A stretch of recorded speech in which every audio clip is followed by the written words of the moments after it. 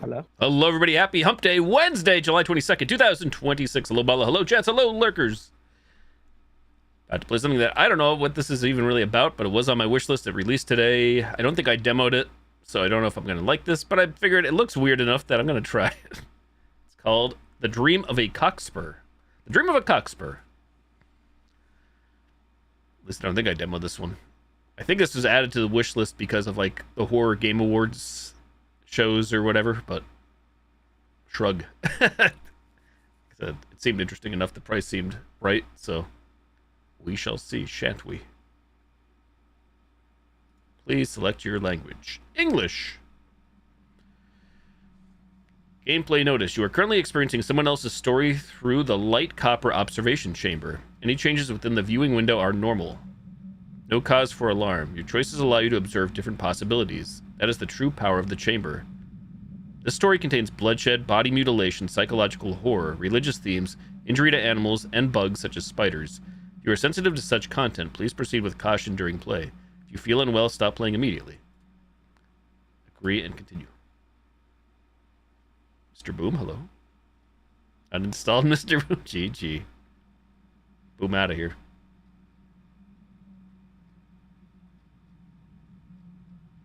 Settings. History of 21st century science. English. Background music, sound effects, full screen. Close. The hell? Wake up from day one. Let's see, what's this? History of 21st century science. 20th to 21st century. History of human technology. 1970, Moon. Humanity explores space.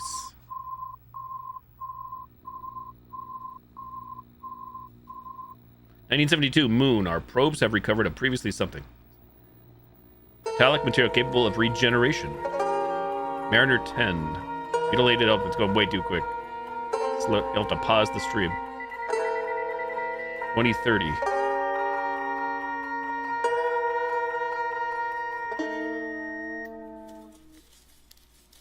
Illness spreads rapidly. 2099. 2100. Humanity abandons something. 2133.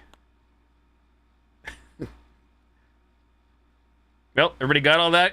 Oh, I didn't even notice these tabs over here. That was game settings, dev team, publisher, credit, close.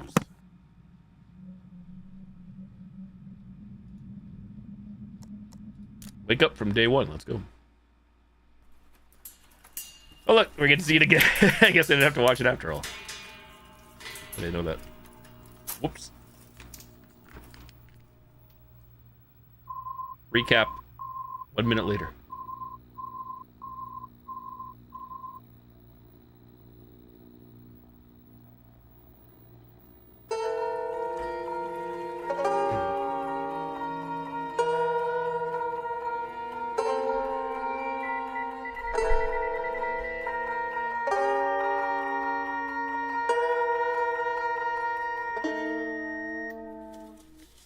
Seems like a horror as old as time. Go to space, bad things happen. The end.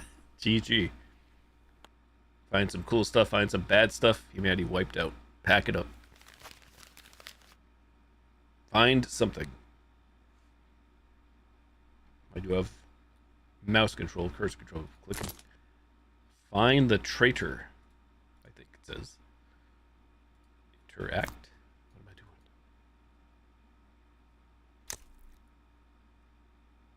We are injecting ourselves with something. Oh, we can see again. Kinda. Read the diary.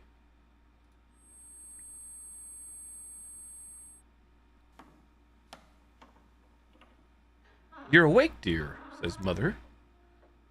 Aye. Good afternoon, Mom. Or is it one? Probably one. Roman numeral. You are a research and maintenance technician assigned to philanthropy. Not philanthropy. Philanthropy. Phalanstery. Your mission is to collect data on a mysterious celestial object that appeared near the island. The object's surface was pitch black. It emitted an intense magnetic field and radiated massive amounts of thermal energy. Hours after its descent, it vanished without a trace. All monitoring signals lost. Your team consisted of 5 other researchers. Your mother and a search dog. A week has passed since the island survey began. Sample collection and basic reconnaissance are complete. However, the ship meant for your return developed some malfunctions. During a storm, one researcher ventured out to sea and met with an accident, falling overboard. They remain missing. You'll be staying on this island a while longer. Till rescue arrives, food is the primary concern. Fortunately, the team leader brought special seeds for such emergencies. According to the report, this is a low-risk zone with radiation levels under 0.5 millisieverts. To the north lies a clearing with soil for cultivation. You should check the clearing. Feeling rested? Yes, I'm ready to go help the others. Alright, I left some food on the table. Eat before you go, okay? Okay, thank you. Click on the edge of the screen to switch scenes. I see there's Tab and E down there. When the brain icon appears, click on it to get hints or engage in contemplation. Press E to use your left hand. Usually it holds the map, but it can sometimes hold other things as well. Perhaps it can do more than just hold. Pay attention to the prompts that come from mouse changes. You can review instructions again in the escape menu. Already got all that. We got cabin day 1, history. Okay, when you click on history, dialogue. Got it. Okay, holding down tab allows you to get the edges. Also just mousing over. I guess holding tab lets you see where you can go, which is nice. E. E entertainment. What is this? Ziploc bag.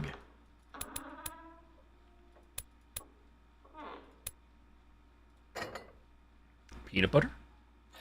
A knife. Already spread with peanut butter. You have an instinctive aversion to the knife. It's inextricably linked to harm and bloodshed. Spreading something on bread offers some small comfort against the fear. Apply.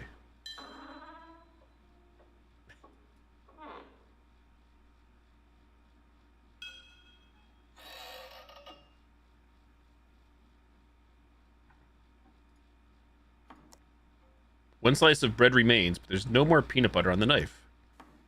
Need to pack this up. No. We have a voice? No. No. Use the bag on the bread? We do. Packed. Mother says, good child achievement. The plate is empty. What did I just grab? What is this? I have no clue.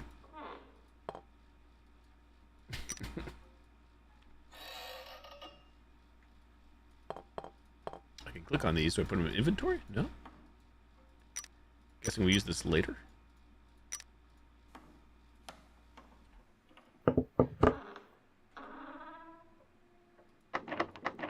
Locked.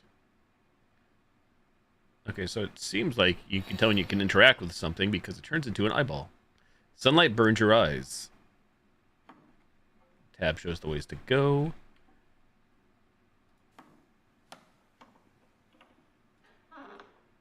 A small hatch leading to the cellar, where rations, water, and supplies are stored. A cross necklace. Praise.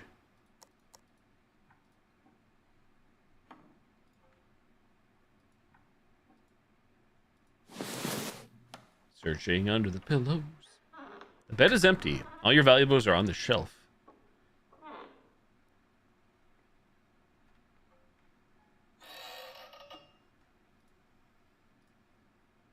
Okay, so that's the area. Principles of crop breeding. General theory. That's a lot of words. A lot of words. Do I have to know all this? Probably not, but... Ultra Seed technology. An Ultra Seed is an artificial crop unit whose organic structure has been reconstructed via molecular compression technology. Unlike traditional carbon-based crops, Ultra Seeds possess high energy density and self-iteration capability, enabling them to provide sustained nutritional supply for closed ecosystems, e.g. deep-sea stations, outer space habitats, with minimal resource expenditure. Historical development. The technology originated during the crystal growth boom period. Initial application, aimed at solving long-term logistical challenges in extreme environments. A single soldier's seed pack could sustain the entire carbohydrate cycle for a mission's duration. Aerospace application. Later established as the standard rationing solution for interstellar voyages and space stations, completely replacing traditional freeze-dried and dehydrated foods. Cultivation environment and ecological remediation. The standard cultivation medium for ultra seeds is the pre-packaged substrate pack. Must be stored in strictly light-proof and moisture-proof conditions until deployment. Structural pathology. Despite the maturity of ultra seed technology, the nutritional core may be lost during consecutive iteration cultivation cycles. Such specimens are classified as hollow strain units, colloquially termed bad seeds. They are visually indistinguishable from functional ultra seeds. They compete with functional seeds for soil nutrients. They yield no effective nutrition and are non-viable for continued cultivation. Acoustic detection and screening. Due to the visual similarity, primary identification of hollow strain units relies on ultrasonic impedance profiling. Detection principle. Functional strain. High sonic wave P. Subsequent sections detail various models of ultrasonic profiling equipment. How does one back? Just down, I guess. Okay. The Gospel of Matthew. Any Japanese translators? Assuming from Japanese. There's the brain icon. This is the first time I've read the Gospel of Matthew. It isn't written in English, but I can understand parts of it. The Gospel of Matthew. Matthew 13:37-40. The sower is the Son of Man, whose vast field is the world. The plump wheat seed is the child of heaven, but the cockspur grass is the child of the wicked.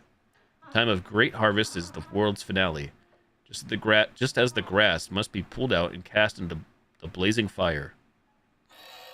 On the day of the final end for all, judgment shall descend in the same way. Let's click the brain again. Okay, nothing there. Hey there, Lee. It's true. You find some random stuff sometimes, or play some random things that probably not many of don't even exist or have heard of, myself included, a lot of those times.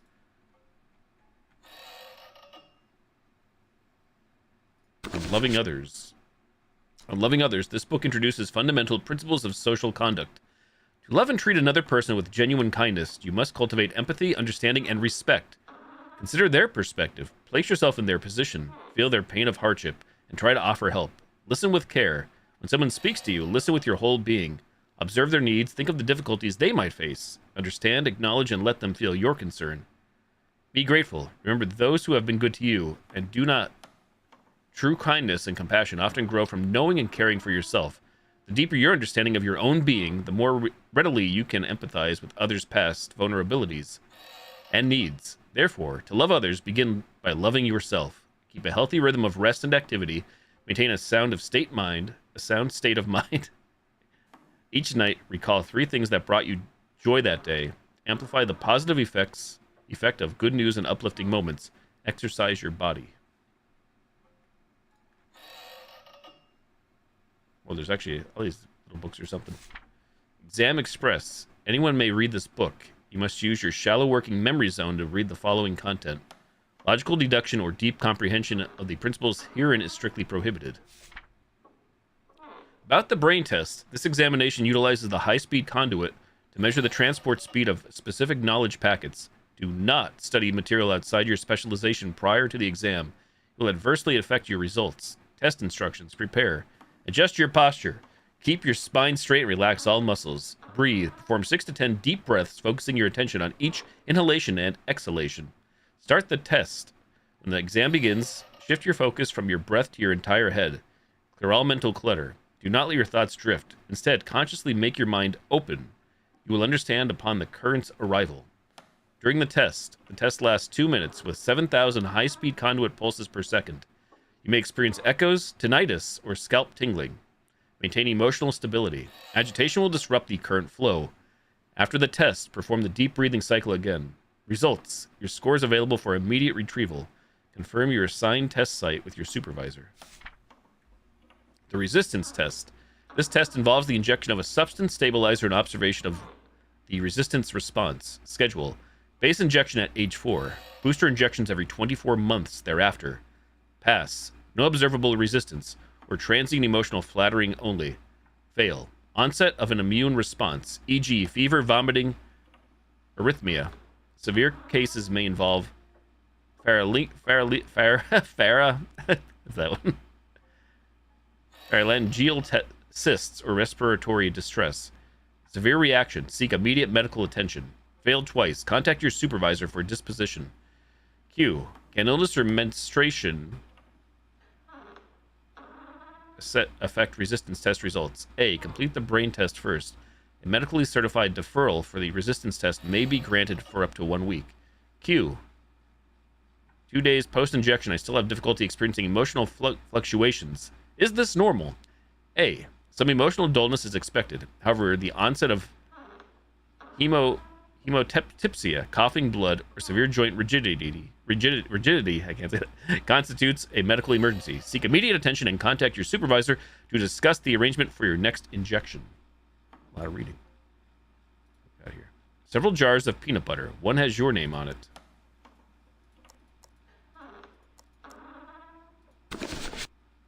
Life at the Manor 1. An iron singer beetle, I cried out. Those beetles were a rare sight, and for two 12-year-olds, finding one felt like uncovering treasure at the bottom of the sea. Because of their blood-sucking nature, capturing one had to be done with great care. We crouched silently on the ground for a long while, admiring the dark crimson luster of its shell.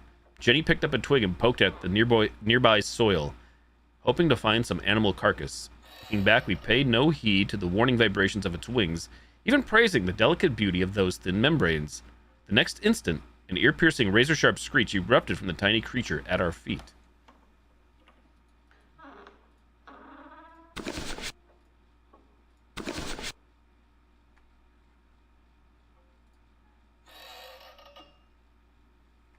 Before I click on the door, I just wanted to see... Oh, there's a brain icon up here. Click to use different tools to examine the collected samples.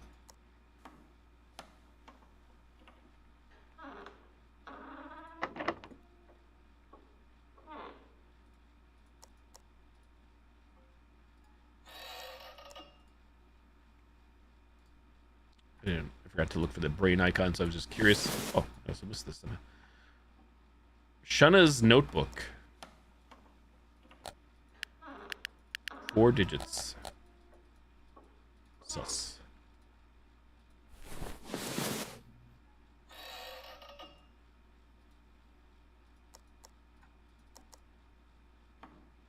Alright, check the door.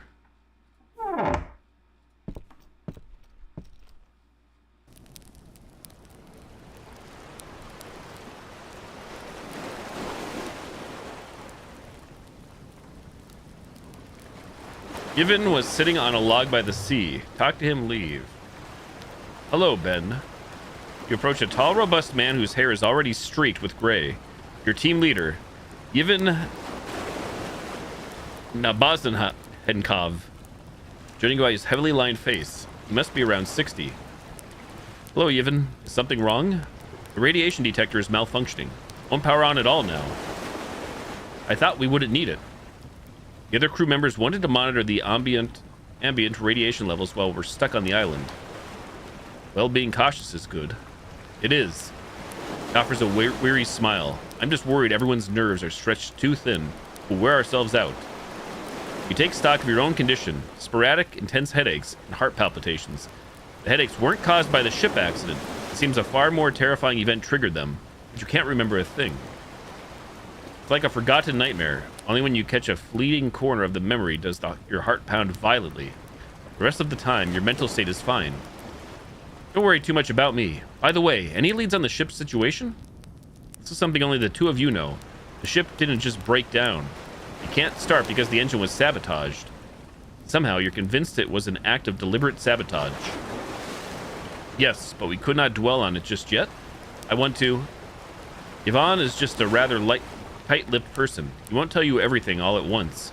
You need to go find clues yourself. I understand. Thank you. Let's change the subject. I set up the shed again. Same spot as before, just keep heading right. The detector's on the shelf over there. You might need some tools to open it up. Take this knife. There's always time when you need to solve a problem with force. Knife. I'll leave it to you then. I'm going to check on the ship again. Alright. Better look for the detector. In most cases, items can be used directly. Few items can interact with other items. Select the first item, then click on the target item. Knife, dice. That's not a dice, I guess it's a fruit. Key. Got a skull in the fire? No.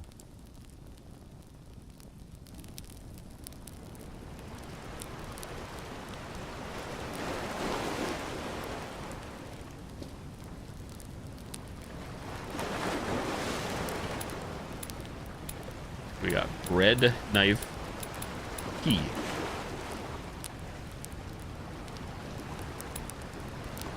Key says Yale on it.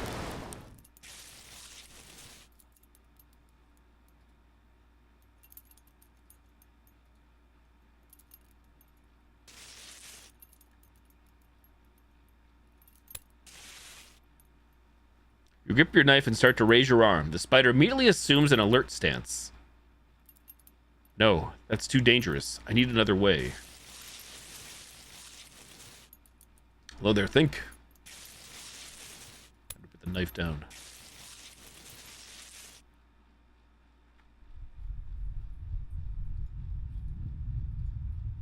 That is a lot of stuff. Key? Box. Gave us iron pin.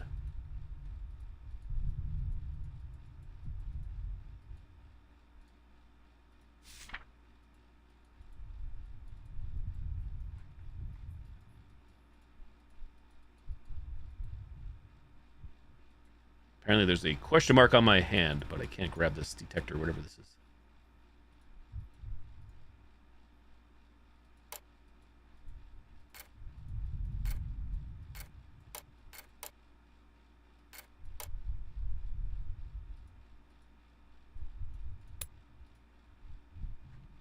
Interesting.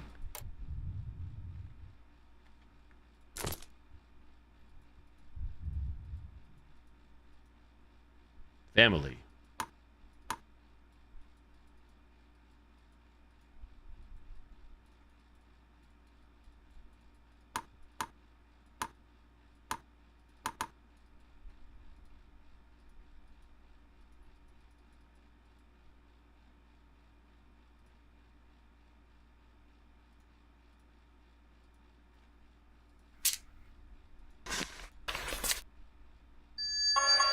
Space. You mash spacebar? Mashing spacebar. You're holding on for now. Think of a solution. Knife. Stab it. Stab it all. Surely. And now we have a bloody knife. Whatever that was about. Better keep away from that tree. Little Malibu. Empty bucket. We've covered this area with a blue plastic sheet. Its edge is secured to higher branches. It'll keep the tools from corroding, even if the weather turns. So I wonder if I could solve this right now or not. Whatever this is, I can put the pin in, but...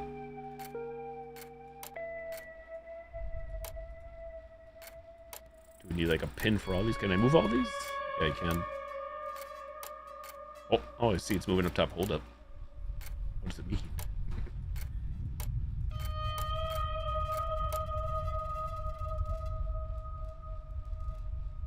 Mutant and proud. Hello there. You're welcome. Thank you.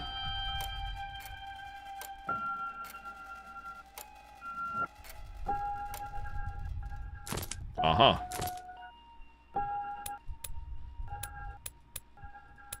Screwdriver handle. Tool rack, day one.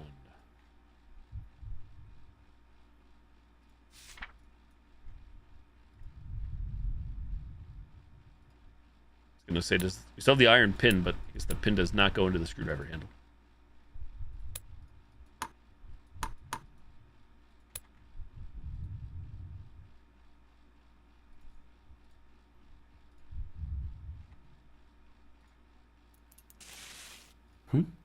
No. No.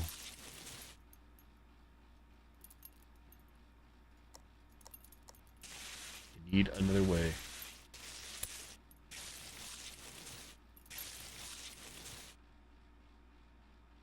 Search the ground.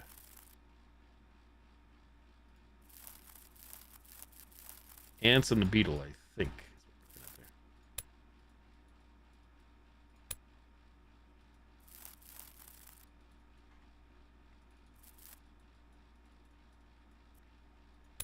It appears to be a suspicious mound of soil.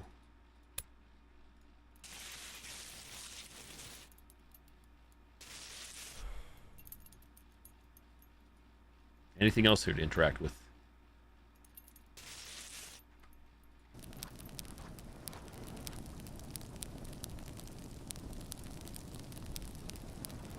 Maybe we give the a bread to the insects. Thoughts?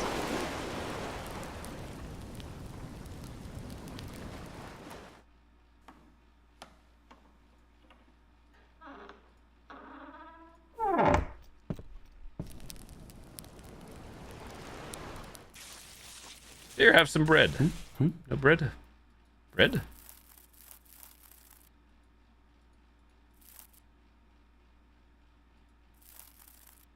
Seems like the spiders makes an appearance when I hover over this bug.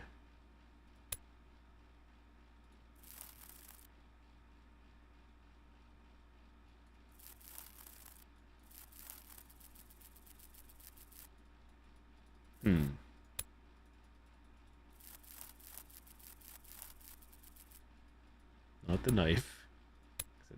Not the bread. Oh, wait. I used the knife on the bread. Now we have bloody bread. What does one do with bloody bread? No. Don't want the bloody bread?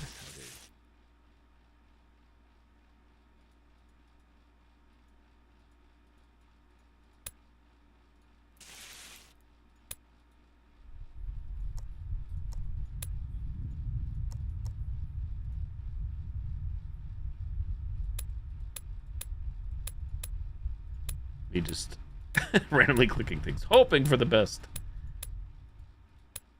And failing.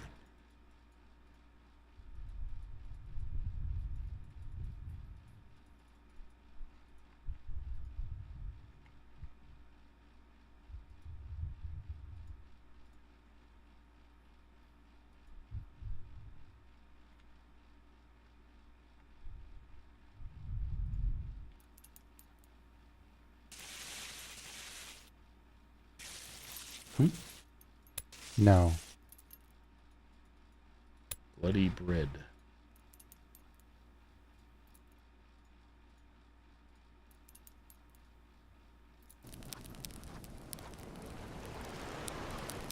Here, fire, have bread. Can we get like water in the bucket? I think it would make too much sense.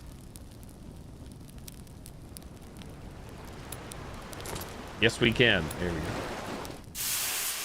That's all it was. Click on the ocean. Yor did it. We now have charred toy head.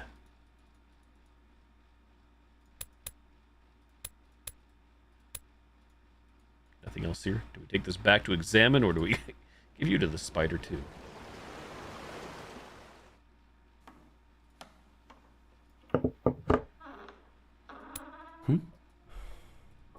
No. No. Guess that's not it. We have no samples. Sample check.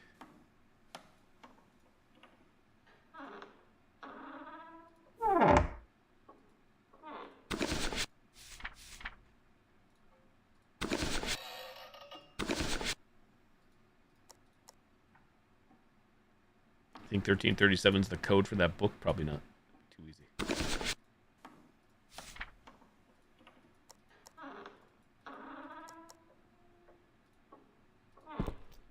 Red.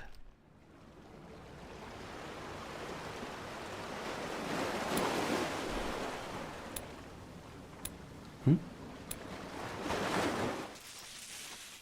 you like a charred head spider thing?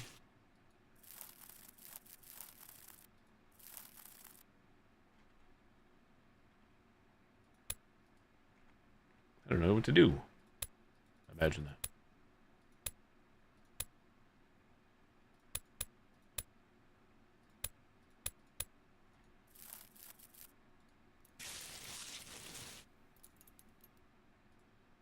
So we can interact with this family. Do we put the head on this? Aha. Still missing a head, though.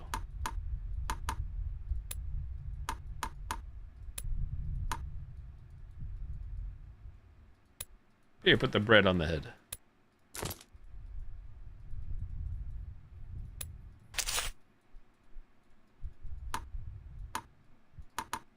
I don't know if I'm supposed to be able to do something with this as is.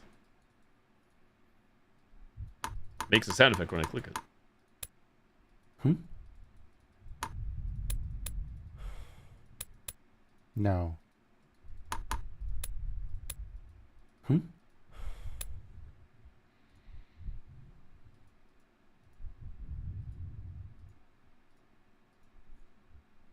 It's like a clue or something here. Obviously, arachnid, spider.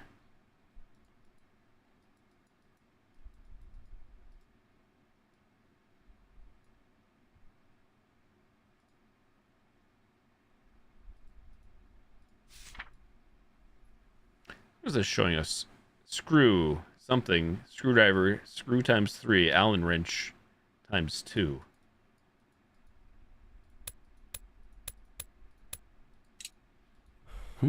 Oh.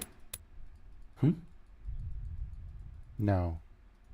We have the screwdriver handle. So now the iron pin allowed me to pop the cover off.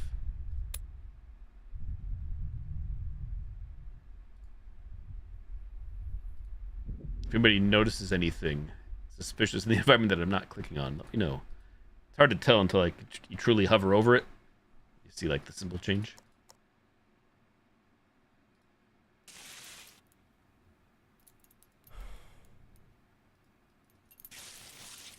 No. Got something to do with this. Do I have what we need?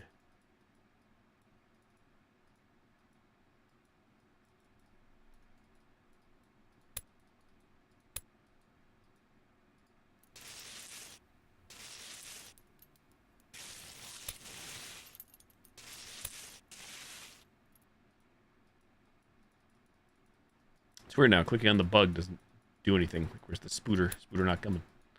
Odd.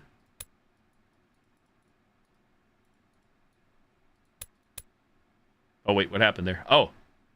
I put the bread there. Aha. Bloody bread.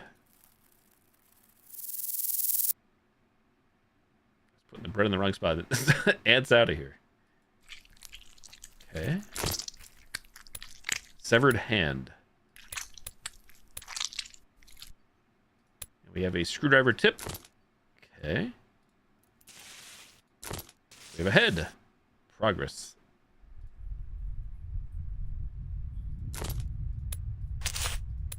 Toy head. Now we have hex key. Nice. Progress. Back to this. Screwdriver.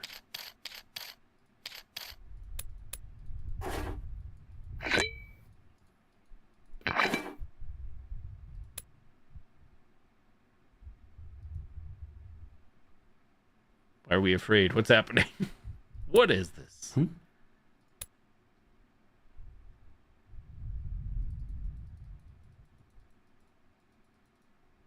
the hand on this? What the hell? Oh, is that a bug there? No, a mysterious black substance has burrowed into that severed hand. You almost dropped it in fright. Steadying yourself, you flipped the radiation detector's switch. It began a steady, rapid click, click, click. Phew! Finally powers on. Whoa, what was that thing? Some kind of insect? You open your bag and glance at the hand again.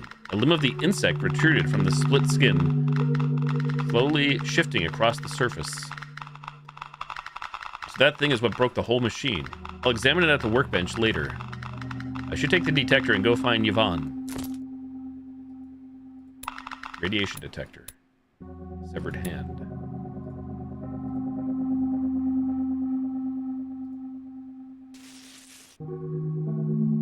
You like a No. hand.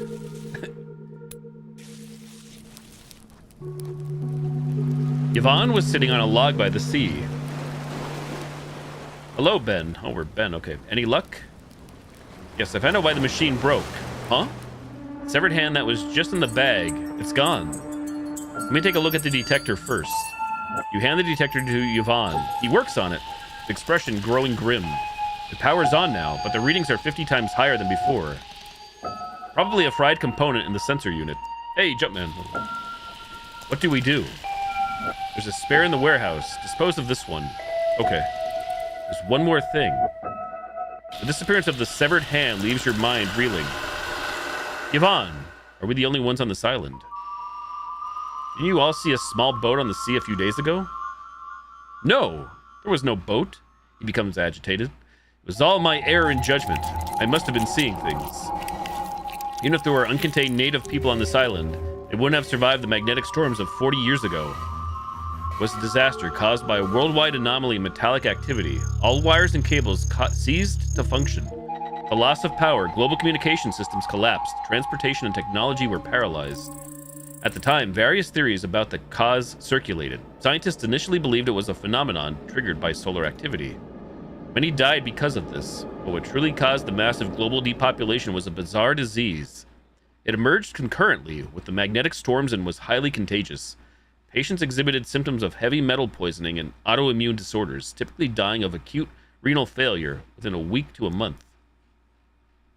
The global population declined so rapidly that there was no time or means to respond.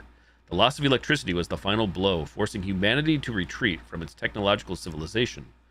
By then, research bases for the high-speed conduit technology designed to vastly enhance human cognitive abilities had been under development for nearly 2 decades. Strangely, these bases were unaffected by the magnetic storms, which, in a way, disproved the prevailing solar activity theory. Sanctuaries across the continents began taking in survivors scattered far and wide. Yet, people contracted the mysterious metallic disease during the relocation, and this despair struck another blow to human confidence. Over the following decades, the few remaining human populations gathered in unaffected zones and constructed a massive facility called the yeah, you know what I mean. Philanstary. They recovered and resumed research on some of the lost technologies. 40 years after the magnetic storms, you present your present day. The Philanstary has matured. Philanstary. Through decades of effort, scientists have linked the high-speed conduit to an independent energy field and have begun the gradual transfer of human consciousness. You've reached the subtle age for transfer. The suitable age for transfer. Once this expedition returns, you are to undergo the transfer and journey to the new home humanity has built. Was that monster really just a hallucination brought on by the headaches? You don't need to worry about the magnetic storms. It was a long time ago, and the tools we use now are much higher quality. What if there really are people here besides us? Hard to say. How would they have survived? Even if there were, we couldn't risk contact. He suddenly displays an uncharacteristic expression. Fear, cruelty, and ferocity. We absolutely cannot bring any disease back to the terminal. Understand? Yes, of course. He stares at you for several more seconds before his expression finally relaxes. You decide to believe it was your own hallucination. I'll go check the clearing first. Okay. Why is the table knife in my bag? You left behind items you don't need right now. Little Savior helped Yvonne repair the detector. A bonfire burns fiercely.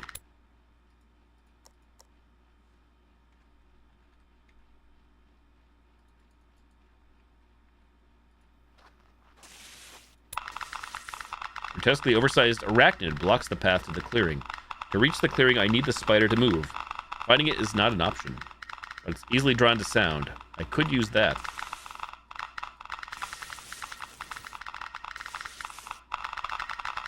Aha. Goodbye, spider.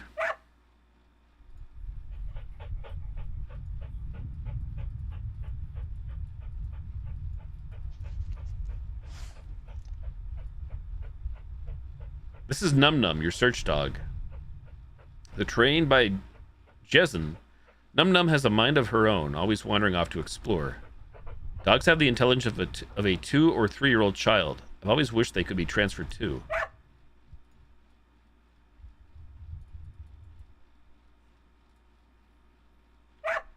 Num Num happily trots away. Goodbye. I assume we came from this way, correct? We sure did. So be sure. Arrow there, arrow there. Go left.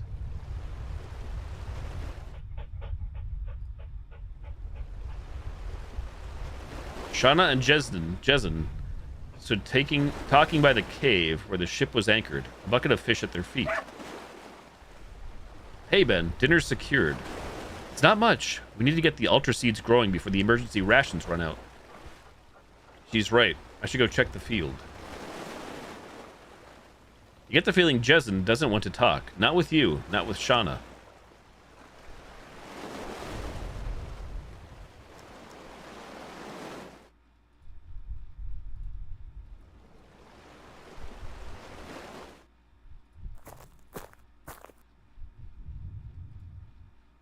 Kingsley, you're here. Good timing. Take over for me. Get these planted. What am I supposed to do? What about you? Do I need to teach you everything? The crates are already here. Look carefully.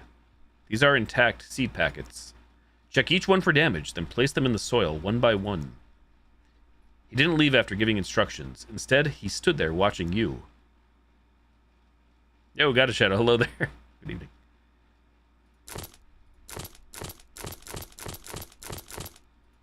Seed pack.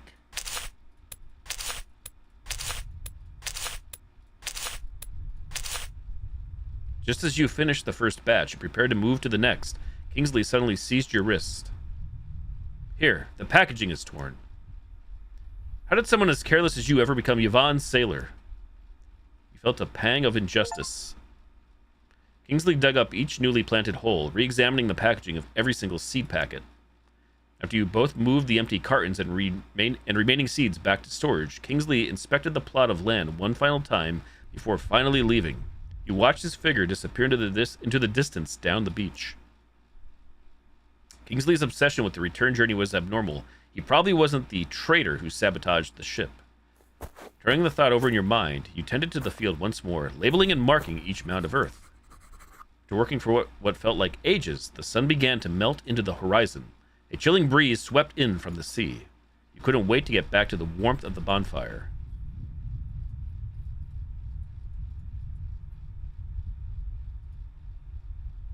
Go talk to these fools.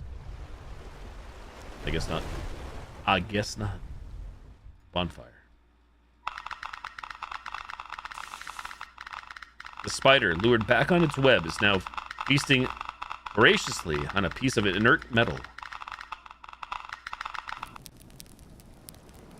The bonfire's warmth seeps into you, easing some of the fatigue.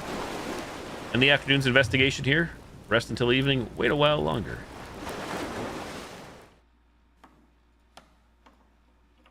I guess that's probably it. Now, just looking. Sneaking a peek. Rest here until evening. Bathe in the setting sun's light. You begin to feel drowsy. All the time.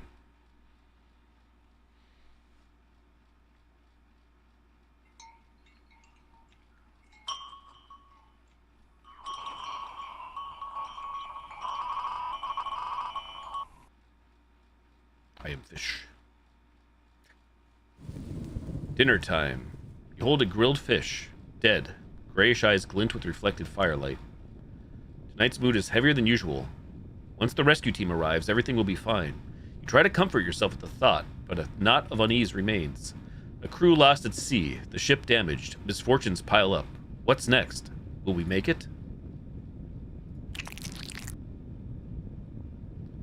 From the other side of the bonfire, Yvonne's voice drifts over. Every night, he tells the same story.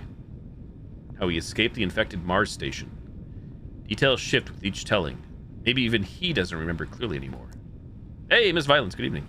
Creepy got a shadow indeed. The game looked interesting to me. AKA creepy.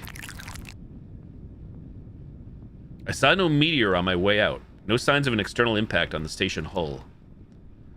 So it was someone inside? No way to know, he shrugs. The others were too badly hurt. They told me to go on ahead. At least you're here now, right? Your fallen colleagues would be glad for that. Yvonne falls silent, his gaze turning toward the dark expanse of the sea, as if that were the vast cosmos he once had to journey into alone. Only the sound of splintering wood remains. And dinner. Time to turn in. Ben, I hope my demeanor earlier didn't alarm you. It's okay. Oh, we could actually still wander off. Yeah, the spider's gone. I'm snooping. Num Num, you'll sleep by Shenna's bed tonight. It'll help her rest easier, understand?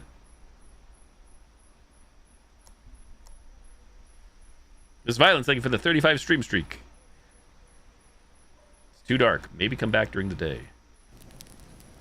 Woods are too dangerous at night. I'd better stay in this area.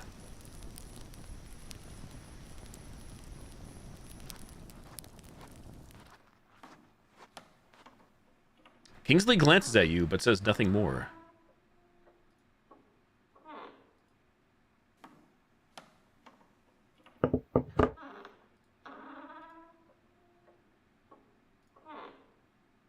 Shenna sits on her bed, absorbed in her notes, punctuated by soft coughs.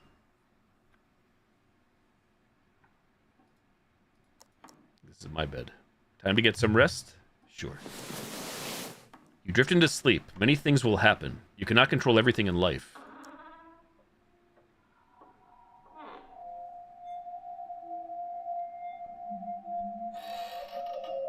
Woman's voice. Ben, what do you see? My head hurts. It'll pass. Answer me. Is there a red wall in front of you and a window? Where's my mother? She's coming soon. Can you answer the question first? Yes. A red wall and a window. Hello? Mother's here.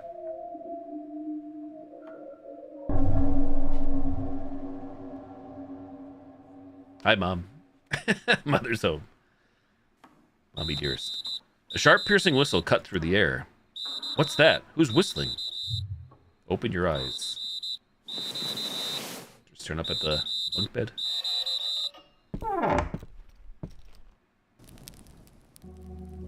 The four of you stood wearily before the cabin. The trees, the sea, the sky, all had dissolved into simple shapes.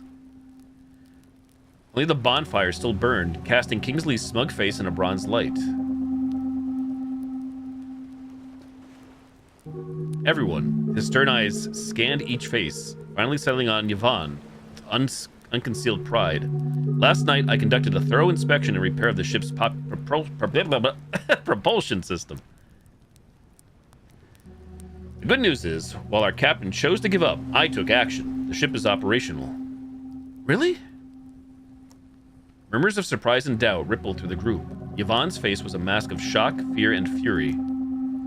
You stole the spare key. I gave orders. No one boards that ship without authorization. I did what was necessary. Regardless, please follow me and see for yourselves. Under Yvonne's accusations, Kingsley seemed tense. He strode quickly toward the dock. The others followed.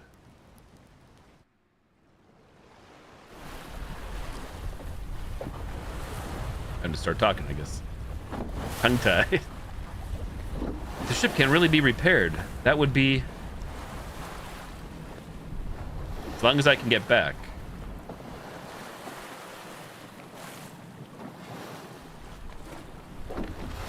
He shot you a look brimming with disdain and self-satisfaction. Yvonne's brow was furrowed. He didn't notice your gaze and offered no explanation. Kingsley watched as the others filed towards the ship's entrance. When it was Shenna's turn, he suddenly blocked the doorway with his body. You stay. Don't add to our troubles. What? You're not a sailor. You don't know ships. You'd be useless on board. I have a right to know the ship's status. Cough. Her agitation triggered another violent coughing fit. Kingsley glanced at you, then shifted his weight slightly. A clear signal for you to board first. Jessen stands by the stairs for a moment, watching. The moment you step inside, he walks down. Shunna, stay outside with me. And he climbs off the ship. You stand there for a second, not quite sure what just happened. Kingsley just snorts. He slams the door, locks it, and storms up to the deck.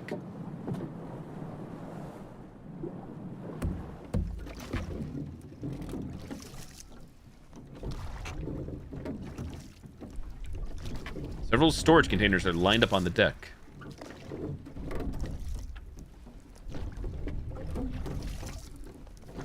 That's weird. It's the eyeball icon, but it's like, don't look.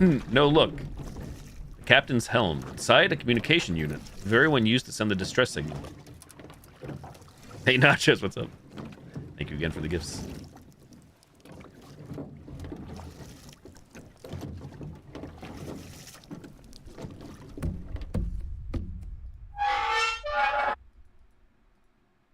Dim, cramped sleeping cabin. Another one. Whoops. Too quick. You stepped into the engine room, staring up at the metal pipes running across the ceiling, perhaps because it was your first time observing the space so closely. They suddenly seemed alien, a tangled web, crisscrossing the walls in a pattern you'd never noticed before. Oh boy. The gauges look normal. Thinking like puzzle time.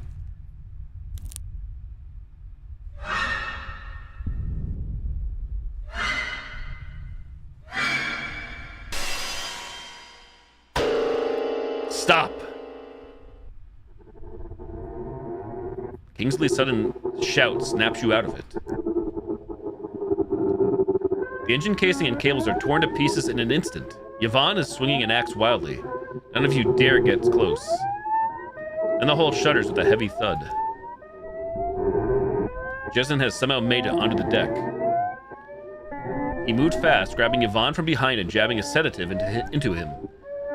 Yvonne smashed the engine. Kingsley's cry alone echoes through the cold metal cabin.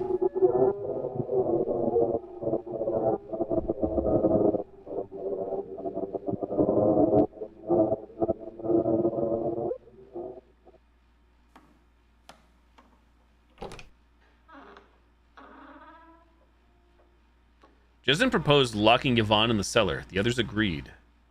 From the shadows beneath the vent, you caught the bleakness in Yvonne's eyes. His gaze seemed to pass right through you, through the cabin, the island itself, as if searching for something far beyond. Everyone, gather at the fire pit, now. You had to leave for now. The situation is worse than we thought. His gaze swept over each person present.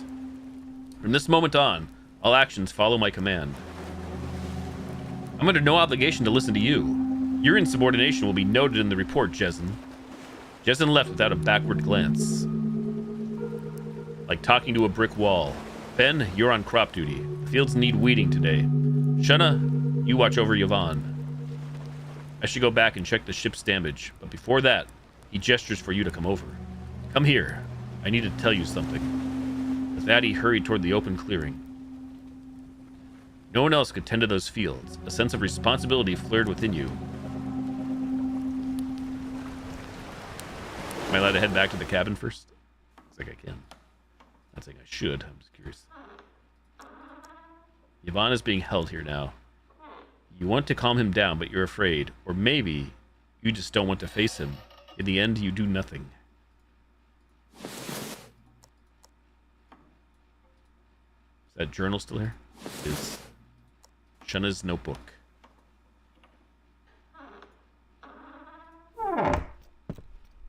That big creepy eye.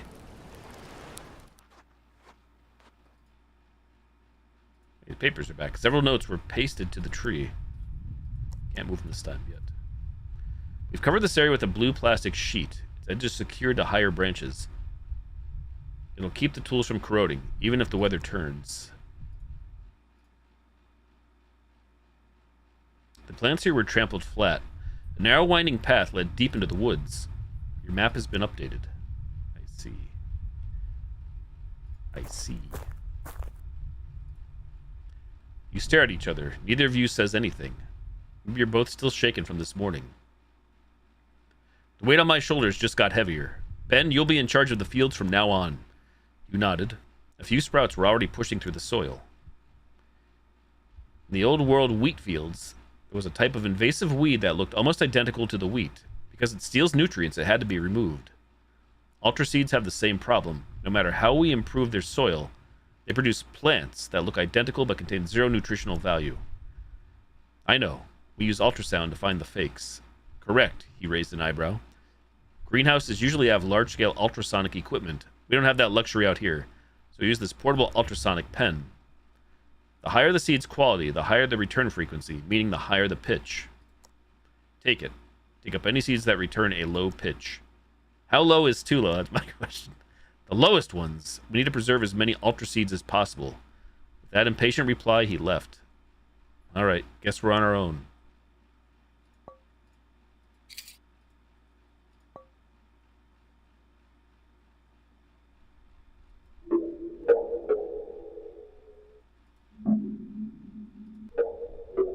I'm gonna fail this. I'll tell you what.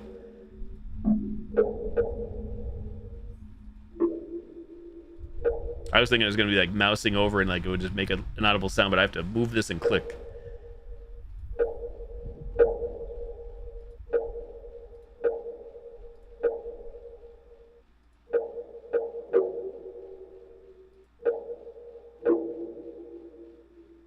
So when I have to click a group, how the heck do I know which one is which?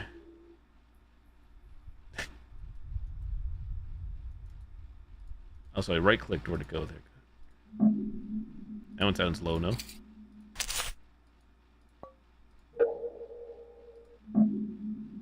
You're so fired.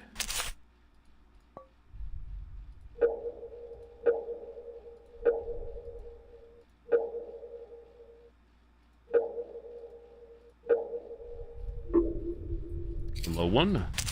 Get out of here, you. Low.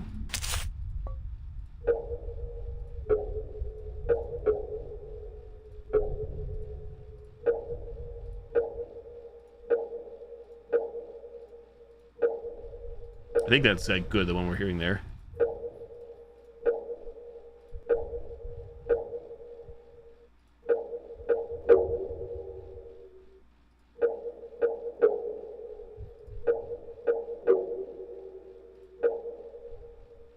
I feel like it might be this top one here. Getting rid of it. Probably wrong. No, I missed one.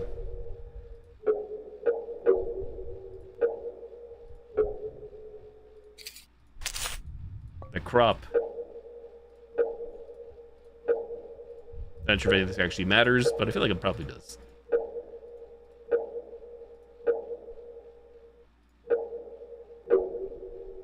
Can't tell which one there sounds different. And I don't know how the order goes.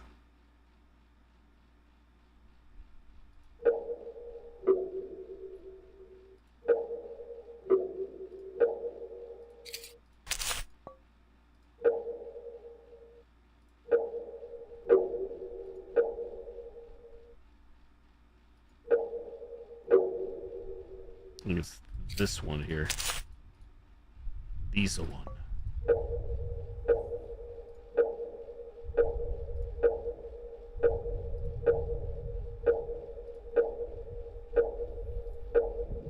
Yep, my job here is done. Is it over? Confirm.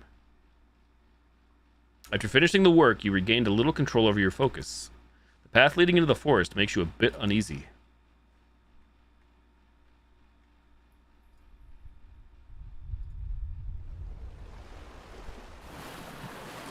Kingsley locked the ship up. Had to check.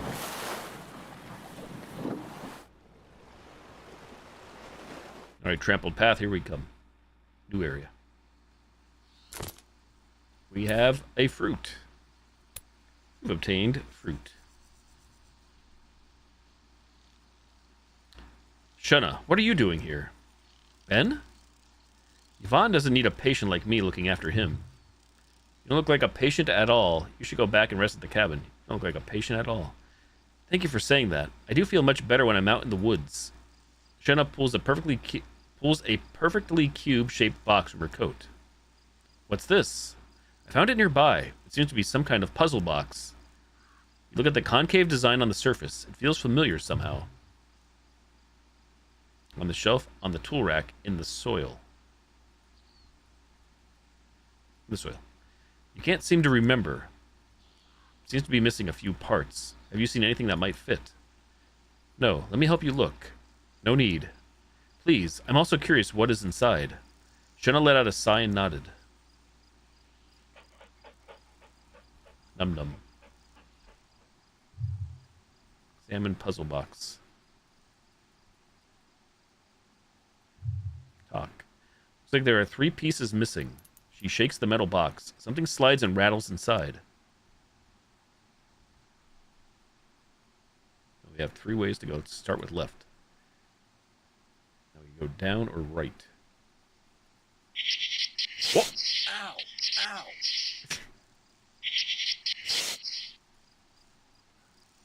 Something in there, but we're not allowed to grab it. Clearly. Well, you can also go up there, look like. Hold on, what was that? Up. What in tarnation? Padlock.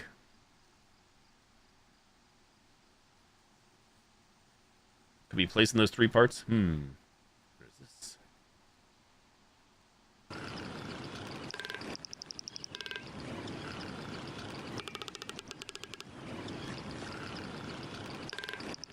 Bug jump scare. Fruit? Oh.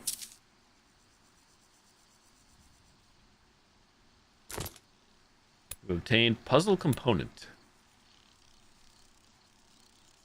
Go to the right.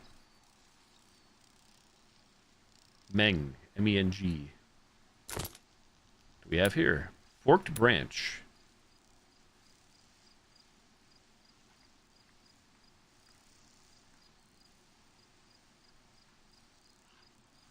This is a weird area to navigate. Things aren't what they seem. Bone.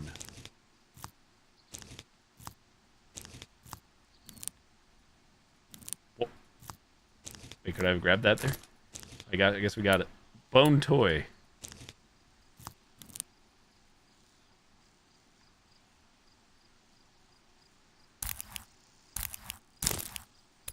Long branch.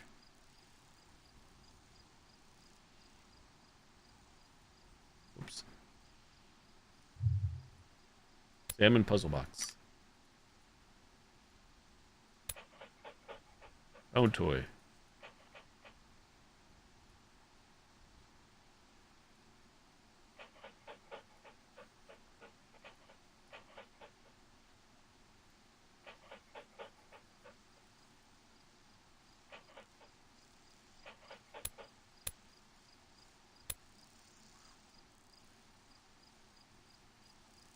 So when I click on Bone Toy, Num Num follows it. Only on the screen, I think, though.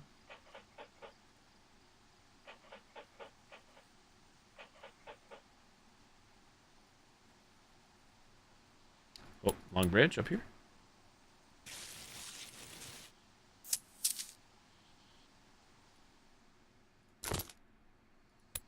Puzzle component.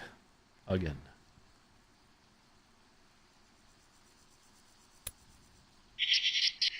There's the last component piece.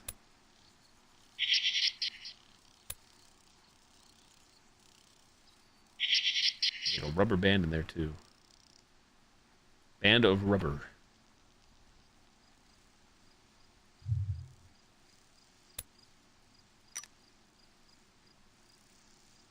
So we have forked branch and bone toy.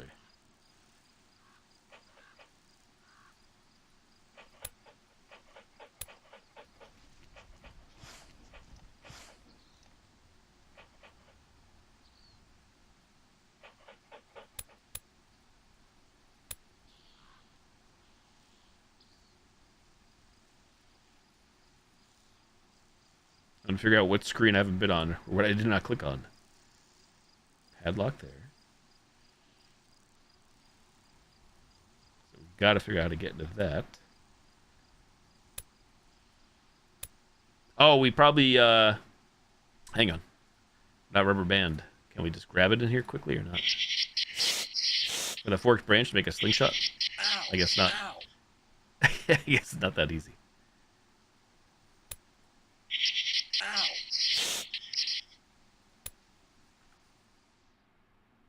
I didn't realize if I hit escape, we have a diary. Dear diary. Visual cue. Movement assist.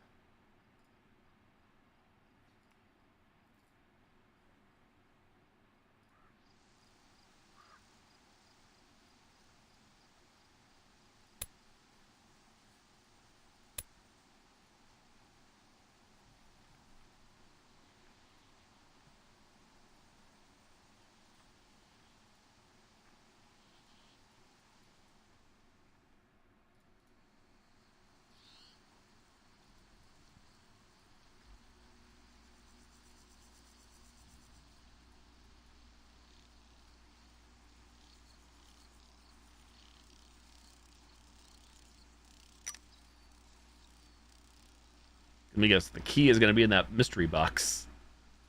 The key.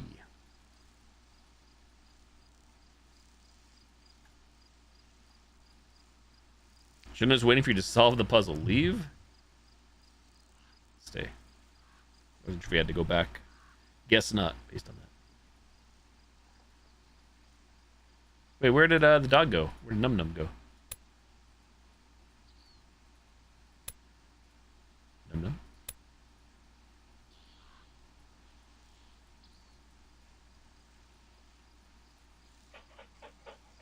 You're back. Odd. Is that a bug? Not, no pun intended.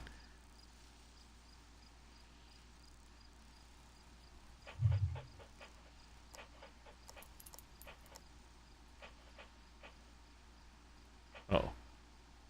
Now you followed me that time. This is gonna be bad. Oh, it worked. Aha. Aha. Now we have slingshot and puzzle component.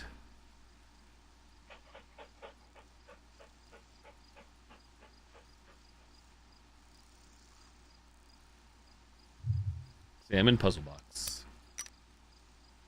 Hey there, Stitch. You fit the final component into its groove. A crisp click echoes from within the puzzle box. Metal ball slides out onto a surface track and is gently held in place at the starting point by a thin rod. Shunna tentatively shifted a few of the iron pins that served as the code. Several metal rods blocking the ball's path retracted with a click, but a few others sprang up in their place. It's a little game about guiding a metal ball to the end. Want to give it a try? Oh boy, oh boy.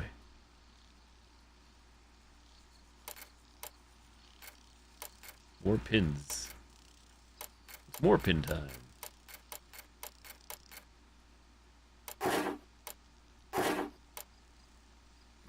How does this all work? I click and drag the pin.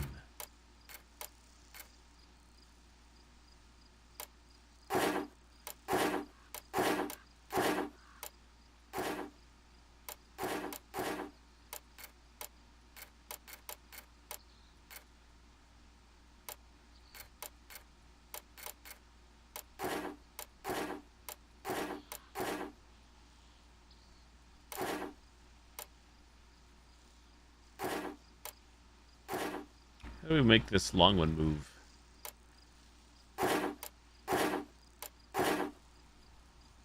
I ask myself.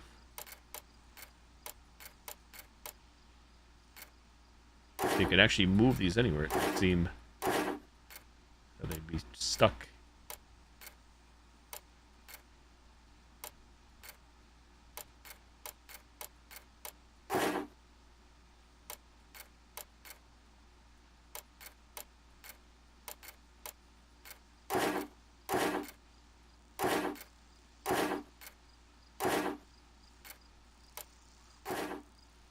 So, like, I see those ones are all slid out now, so how the heck do we make these vertical ones move, or how do I do anything here? How does this work? I think I can only click on those pins.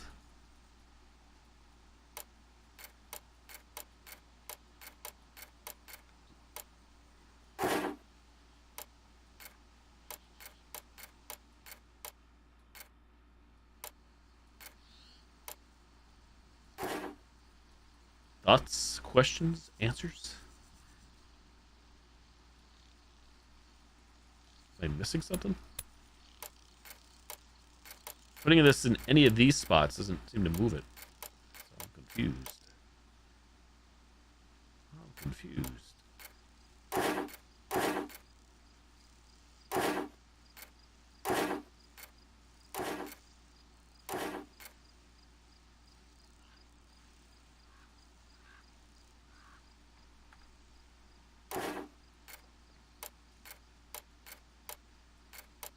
I don't understand. How do you move the vertical ones? They're not even like trying to move when I put anything anywhere, it would seem. Oh, I lied. Well, there's something. Whoa!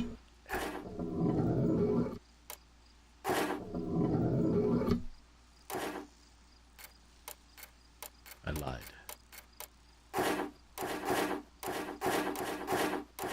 Okay, so now we gotta move the bottom one. I don't know which one to pull out, though.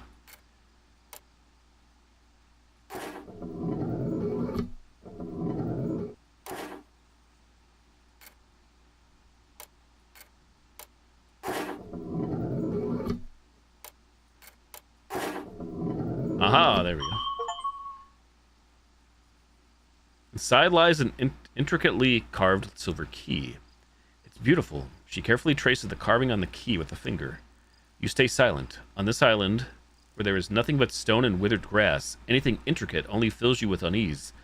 You remember the white door not far away and tell Shunna about it. Right, there's a door there, but that place. Jezen said it's an old-era lab, abandoned and dangerous. Then maybe we should... Just opening the door shouldn't be a problem. She gives a sly smile. If we can find some leftover research inside, what do you think? A key, a door. It feels like fate. We shouldn't pass up this chance. Alright, if it's just a door. Excellent. I'll wait for you at the lab entrance. Cough, cough. Do you have your medication with you? No. Why? We won't be long. Is it really okay? You remember the slingshot in your hand. You made it from Meng's grave marker.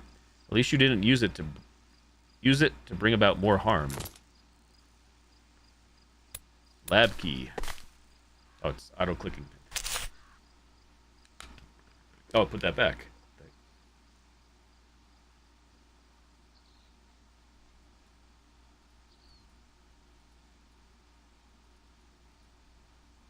That's interesting. I'm guessing there was a way for me to use that then. I'm not sure how. I didn't have like a stone or anything to put in it, but maybe not. An ornate silver key. I have to go to the bathroom. Peepees. Be right back. Where's the door though? The mystery door. There it is. She tries to steady her breathing, looking at you expectantly. BRB! Thanks for hanging out. Thanks for lurking. For this kind of like visual novel game. Peepees.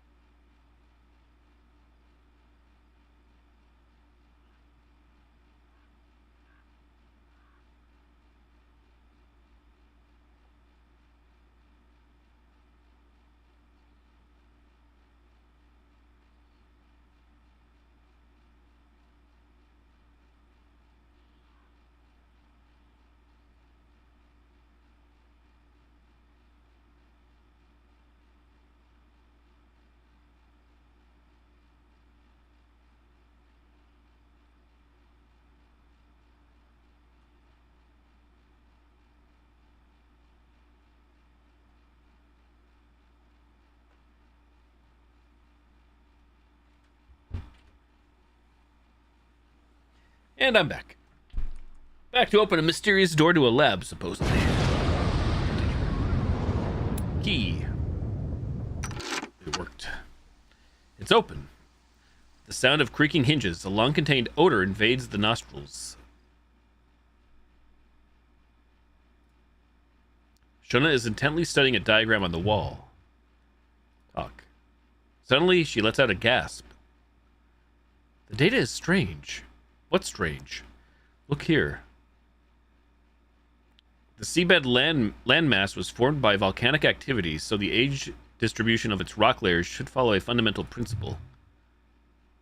Upper layers are younger than lower layers are younger than middle layers, lower layers are younger than upper layers.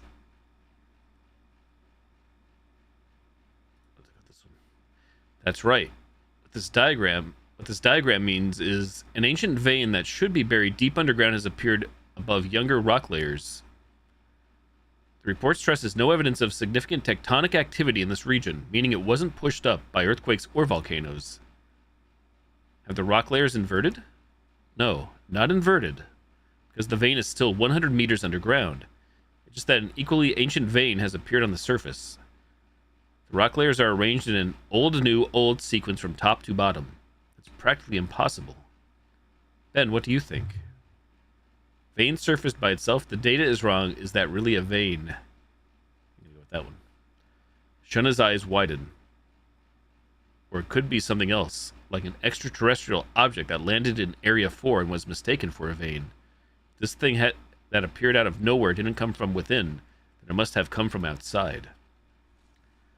But the vein area is enormous. What kind of extraterrestrial visitor could come to Earth on such a massive scale without being detected? You've reached an impasse. Shuna returns her gaze at the diagram. Your eyes follow her finger as it traces downward. The diagram's records stop in 2053. However, on the wall where it hangs, someone added new notes. 2102, departure, vein area halved. 2105, return, vein nearly depleted. 2111, return, vein no longer detectable. You and Shuna exchange a look. The research was interrupted in 2053, probably due to the magnetic storms. Then, after 50 years, the project was restarted? I don't think so. These are more like graffiti. My guess is someone came here later and wrote these notes based on their own observations. Departure, return. What do they refer to? Shuna repeats the two words under her breath. Vein moving across the surface, recession/regeneration of the rock layer, someone's round trip, think again. Vein moving. Departure and return are both followed by descriptions of the vein diminishing. That means departure/return isn't directly related to the vein state. Alright, the clue must be hidden somewhere in this room. Geological evidence of the Area 4 anomaly. Figure 2. Core samples taken from different depths in Area 4. These samples provide physical evidence for the geological paradox, particularly the impossible placement and nature of the anomalous mineral vein.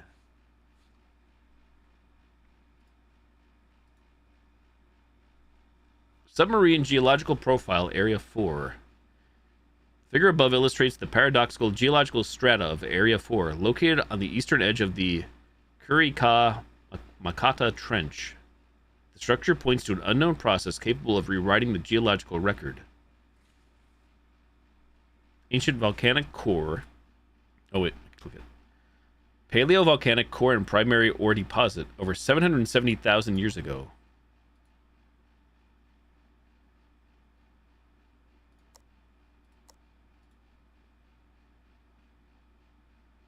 Pleistocene bedrock, approximately 10,000 to 770,000 years ago. Anomalous vein, approximately 150,000 years ago. This line is marked in red.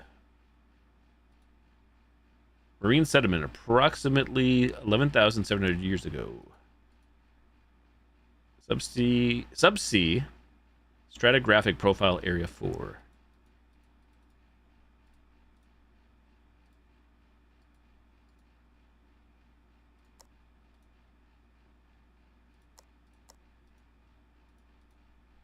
Clicking all the things. Beneath the poster, several lines of text are scrawled in large characters.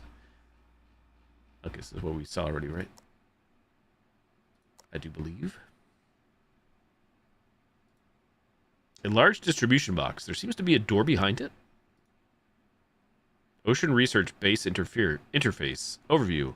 The third Subsea Geological Research Base, abbreviated Subsea 3, established in 2003, primarily conducts research on crustal activity, marine environments and simulations, and interfaces with the Subsea Magnetic Research Institute.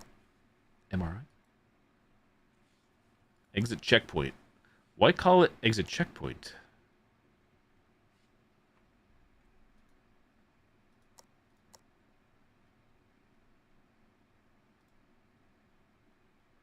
Departure, return. Do you have any ideas?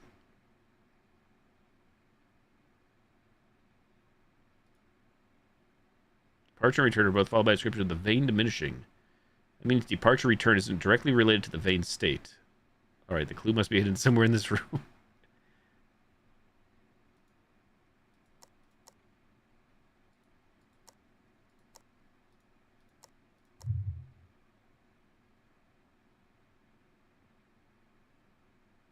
Rock layers ebb flow. There are no clues here about the rock layer recession of regeneration. Alright, the clue must be hidden. Brute force, I guess. Someone's round trip. Why do you say that? Please point out in the scene where the idea is supported. Huh? I don't see the connection to departure return.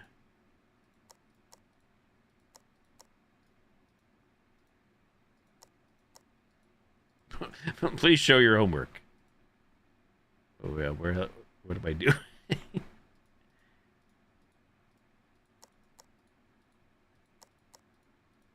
Not that many things, unless wait. Oh, east exit checkpoint. Wait, the briefing mentioned this place is connected to Subsea 3. No, Subsea 3 facility is the former name of our current location. I'm failing. The Subsea Magnetic Research Institute. Which means people would take ships from here to the seafloor. So departure return referred to the state of traveling between the two institutes. Each round trip, he or she would record the changes in the vein here till it vanished completely. The disaster never stopped humanity's thirst for knowledge. It was a relay. A mystery studied on and off for decades. Now seeing the light of day again because of us? There must be more data inside. She stumbled toward the electrical box by the checkpoint, coughing violently as she pushed it out. You rushed forward to help her. Spacebar.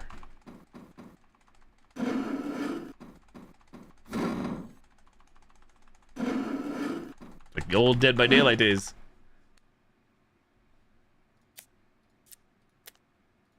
This can't go wrong, surely. Let's go.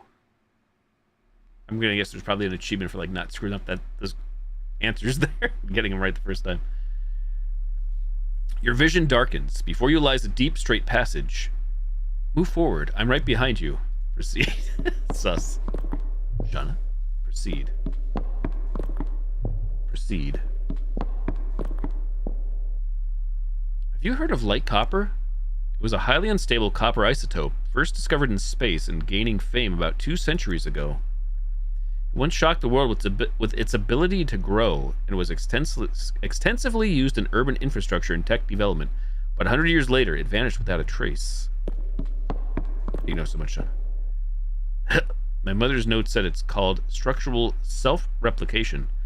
She stumbles slightly over the term. It topples the structure of any matter it contacts, rebuilding it into its own form. Replication, could it be? Something that can replicate infinitely and turn other matter into itself should have consumed the entire solar system by now. But it didn't. Its replication must have other limitations. My mother's notes stop here for years. She could never figure out what that limiting condition was. Seeing the report on the anomalous vein just now, it hit me. The research was so difficult because all the phenomena were too scattered. The vein anomaly is the result of light copper's self-replication. The light copper might already be everywhere. Actually, I found something this morning. She suddenly fell silent. Shenna's right. If light copper invaded the deep subsea mantle 100 years ago, it Could have entered the soil anywhere on the surface the same way. A chill runs down your spine. Proceed.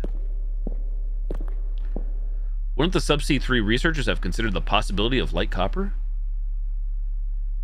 Shunna? It's returning around.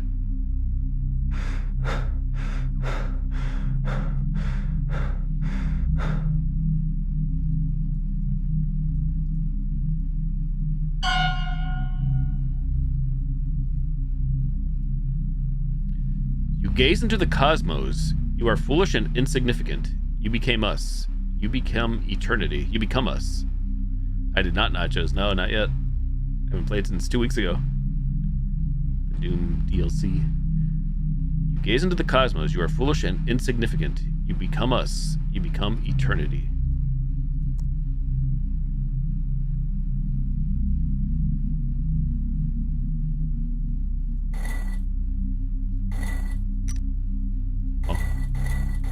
Puzzle time? Peepo puzzle?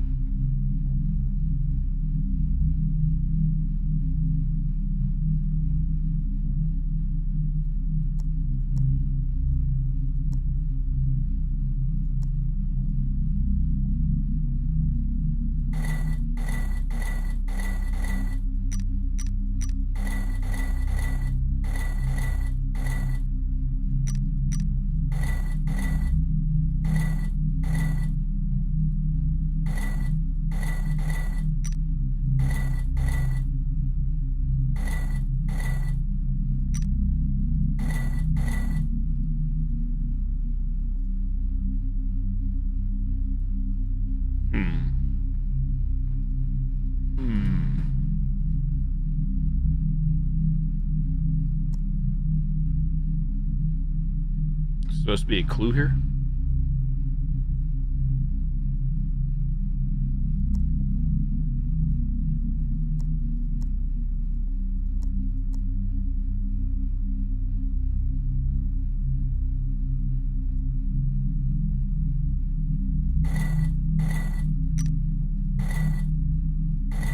Because clearly I don't understand it yet.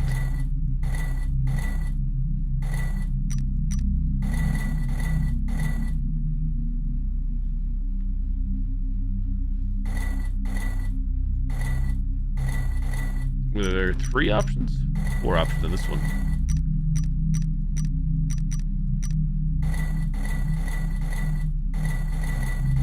Four, 3, 3, 4 possibilities, I think.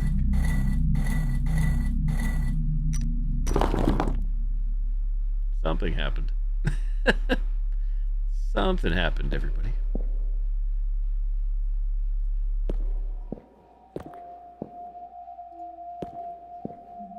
Mr. Meat? Is that you? From that game, Mr. Meat?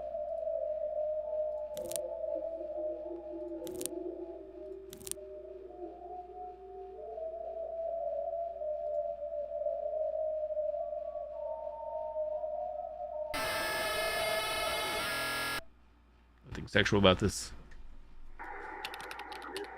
Core module. My European colleagues are fervently debating their project parameters. My own project just concluded. I'll be returning to Earth in 2 days. My things already packed. I'm left bored, drifting between modules.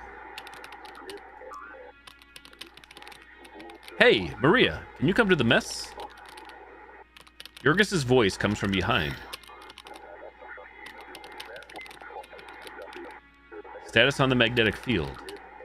It strengthened slightly since yesterday, but the energy remains highly unstable. Good. Continue monitoring. Calculations indicate the energy will peak around 0500 hours. What happens after this? That is entirely unknown. Copy that. Unlike us, with our halted project, the rest of the station crew are busy with their own work. Hello, Maria. How may I assist you? Environment data, project discussion about the high-speed conduit leave. High-speed conduit. Odin, what are your thoughts on the high-speed conduit? I find the technology profoundly impressive. The conduction speed of human neural signals is approximately 128 meters per second. I think that's what that is. Yet, aided by the high-speed conduit and utilizing light copper's instantaneous conduction, The speed has been elevated to a staggering 30,000 kilometers per second, 1/10 the speed of light. Remarkable, no? It pauses. The awe in his voice fades. All right, that's likely not the answer you sought. The emergence of the high-speed conduit has further widened the gap between individuals. Humanity draws ever closer to the abyss of being instrumentalized. Those not adept at utilizing the high-speed conduit will perpetually be at a disadvantage in the workplace. If you use it to produce no results, the outcome is the same. I'm genuinely sorry, Maria. Yorgis has complained to me many times about such matters. The light on its face flickers several times, as if hesitating to speak further. My conclusion is this. I have much to learn about this world, but I will never learn what pain is, because once one understands pain, one can no longer exist purely as a tool. Understand what it means. We're both powerless. This topic is just asking for discomfort. Project discussion. Pupil recognition in progress. Maria, please refrain from blinking. I require simultaneous dual pupil identification. Pupil recognition successful. Maria, your project is only 43% complete. Are you the boss of me? Yeah, we failed. There's no evidence to prove that light copper escapes three-dimensional space under high current conduction, I replied. I always consider that a highly audacious hypothesis. Including the material vanished spatially simply because it was lost during a single atomic positioning seems presumptuous. Yes, it does, within a completely closed system. Its mass and associated data vanished without a trace. We have absolute proof it's really gone. It might have retreated to a place current science can't explain or observe. Regardless, the phenomenon is absolutely worth investigating. I've explained this hundreds of times to different people. I'm tired of talking about it now. I understand. It is humanity's boundless capacity for association that has propelled society and technology to their present state. Do not be disheartened. Some phenomena truly are a matter of infinite zeros and a single one, like the Big Bang, or Earth's emergence in the Milky Way. I believe that with persistent exploration, the truth will inevitably surface. Ha! The human world is far more complicated than you think, I said wryly. Environment data. Current location, geosynchronous orbit over the Arabia Terra region, Mars. Orbital altitude, 17,030 kilometers. Orbital inclination, 0.1 degrees. Orbital period, 24.6 hours. External radiation levels, approximately 1.5 millisieverts per hour. Average magnetic field strength around the station, 0.05 microteslas, displaying an uneven, patchy distribution. The magnetic field on Mars is fluctuating in an anomalous pattern. Maybe we won't have the chance to track its progression. Leave. Status on the magnetic field? Strengthened slightly since yesterday, but the energy remains highly unstable. Good. Continue monitoring. Calculations indicate the energy will peak around 0500 hours. We read that one. Copy that.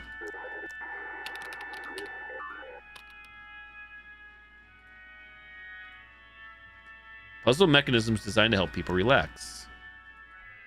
Computer is off.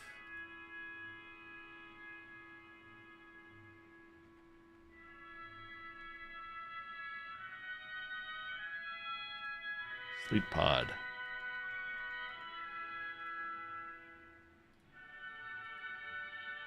That's weird. Clicking on the floor and clicking on that door seems to be the same. Oh, I guess they're different things. Okay. Matthew 13:37-40. He answered and said unto them, he said that soweth the good seed is the Son of Man. The field is the world. The good seed are the children of the kingdom, but the tares are the children of the wicked one. The enemy that sowed them is the devil. The harvest is the end of the world, and the reapers are the angels. As therefore the tares are gathered and burned in the fire, so shall it be in the end of this world.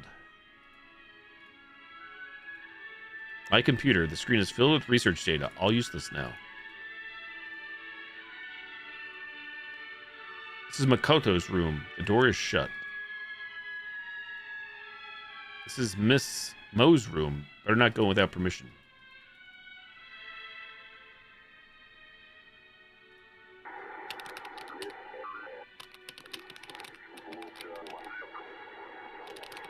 Turn around.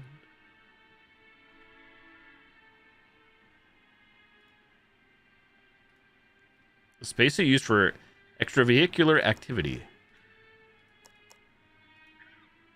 This corridor connects to the hatch. In the distance, the new soldier, Yavan Nabaznikov, is performing routine maintenance on the exterior hull. Airlock. Borizhnikov.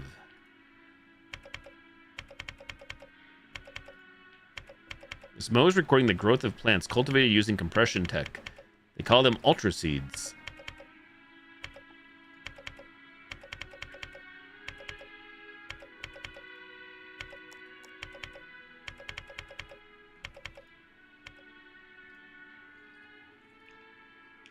Yorgis leans against the wall. He looks utterly exhausted, worry etched on his face. Good grief, Yorgis. Are you planning to finish everyone's snacks? Stress eating.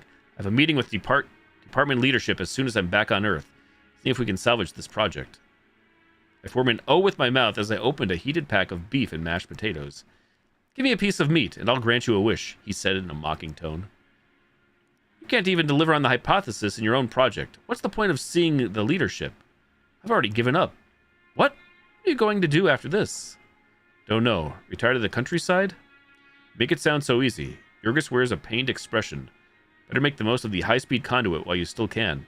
Cherish these last 2 days. None of us are the chosen ones, I shrug. Turns out, with or without the high-speed conduit, we can't crack this problem. No, it can be solved. We're just missing one crucial key. Yorgis deflates like a punctured ball. In the zero-gravity environment, his head hangs lower than anyone else's. What about you, Yvonne? He asked. Yvonne is just a junior maintenance tech. He doesn't have to leave. I've noticed. God seems to favor atheists more. A wave of inexplicable anger rises. I leave him there, drifting away on my own.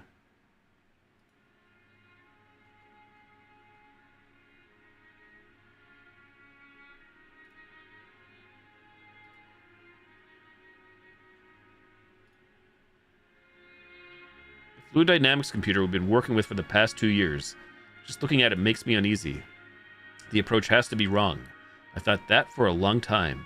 Damn it, Yorgis. Why does he have to be so stubborn? Start machine or wait for now? I guess when we start the machine, unless there's a... Oh, it's this up here. Hold up.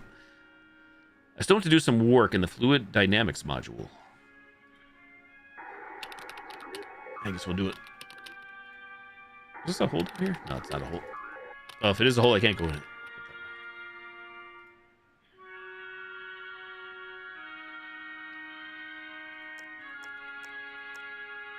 Start machine. I shouldn't waste this precious zero-gravity environment. Before I realize it, I've already started the machine again, running another round of analysis.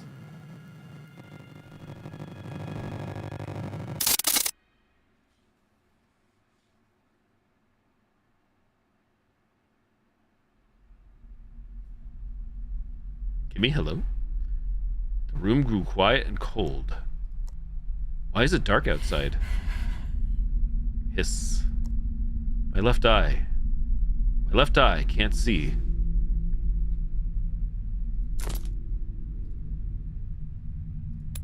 Rag. What? We have a rag.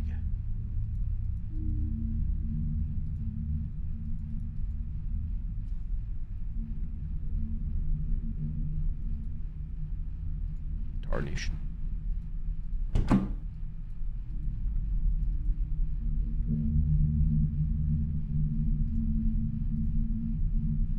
Open.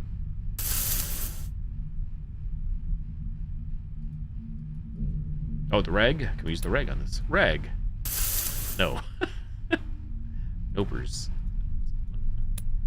One rag to rule them all.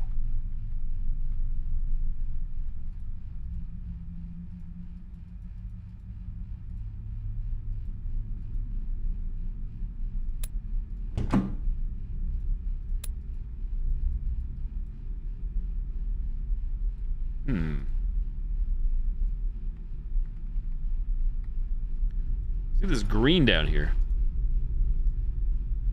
I'm not familiar with what that is, Stitch. Is that a language or Romani?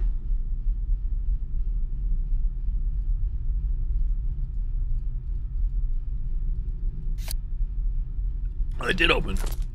I was clicking wrong. What do we got? Ice pack.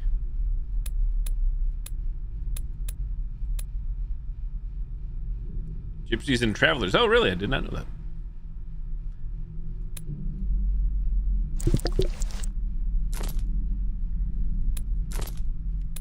rag. There we go. I'm learning, kind of.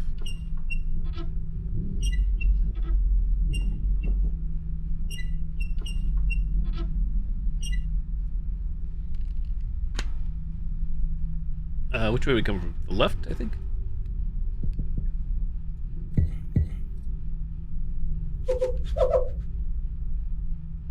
It's...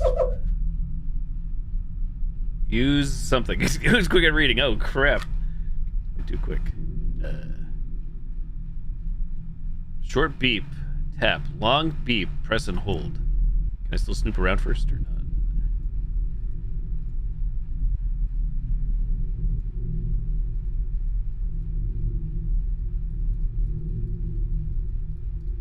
Puzzle time. Oh, baby. Code Veronica.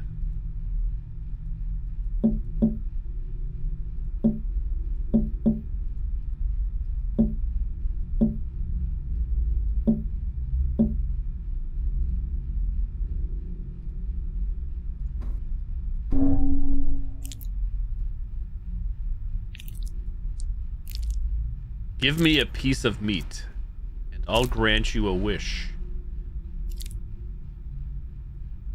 Sorry, we're fresh out of meat. Tiny flesh flakes drift in the air.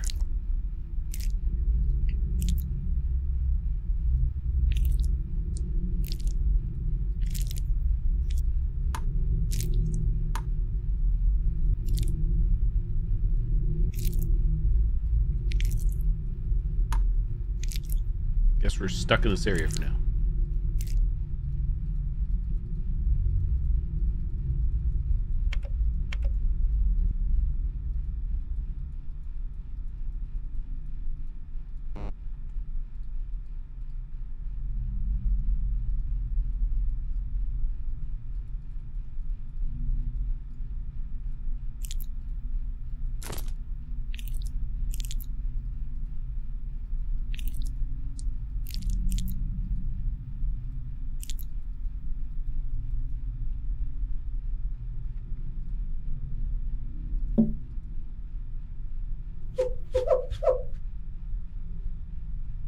Battery or something? Airlock.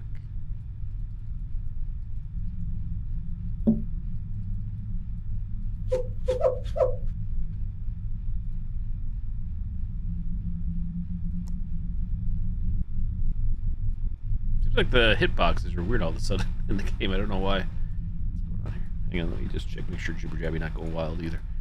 Screwed me up. Happened last night. That's fine.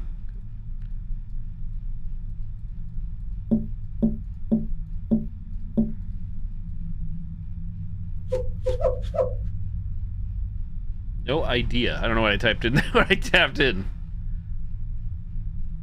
The numbers. So where my cam is, there's a box, but I can't open the box right now. So we have no item, even though I don't know what the heck I grabbed above the door a second ago. This right there, what that was.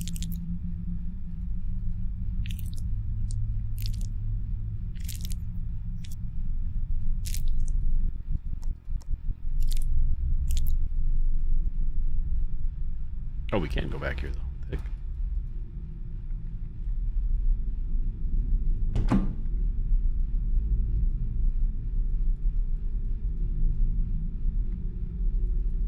I don't know what's going on here. I'm clicking right now, like, where we just were. It won't let me go. Weird is happening. Even E's not working. Are we bugged, or... It seemed a little buggy, yeah, okay. Wait, now the box is working. Oh, we have a battery, okay. Okay, things are working again. Just the game was being flaky. No pun intended. It was not me. It was the game. Okay, so we put the battery in here, I think. Surely. There we go. Odin, can you hear me? Stand by. Repairing systems. Mobility module severely damaged.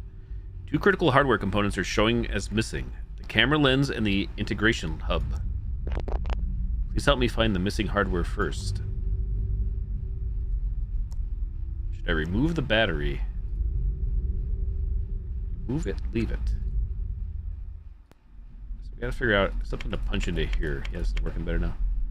5 letters.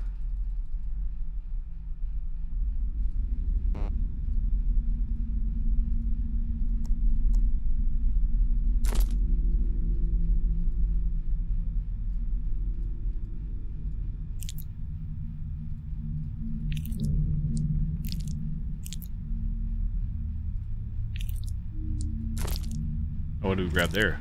What's this? Warm copper piece.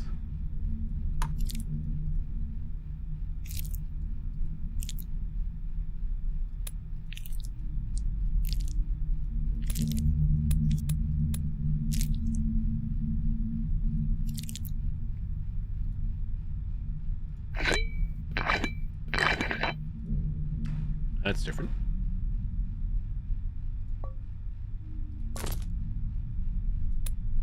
Biolab key obtained.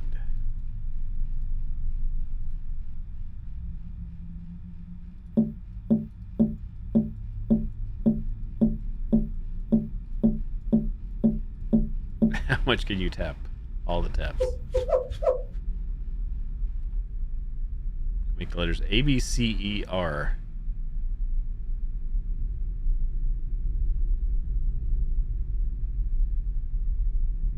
At least they might be able to do like any Morse code, but that's what the letters are showing. What should we ask? I don't know what we could do here. We do have a key though.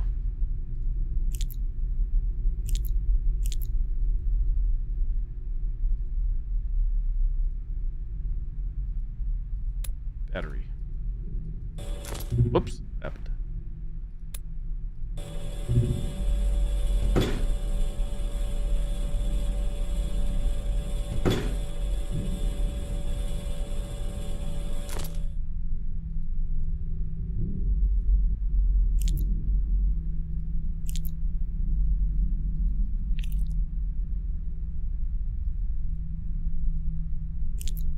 Where is there's its direction here.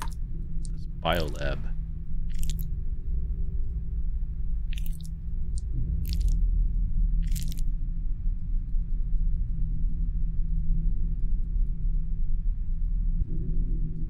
I don't know what this is. So we have Biolab key. You guys can see this. Battery, warm copper piece. Okay, warm copper piece goes in there.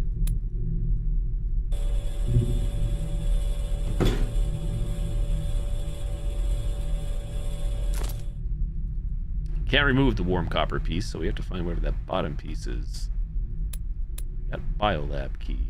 I don't think the key goes in here, just to be sure. Do we see somewhere where I could use this key?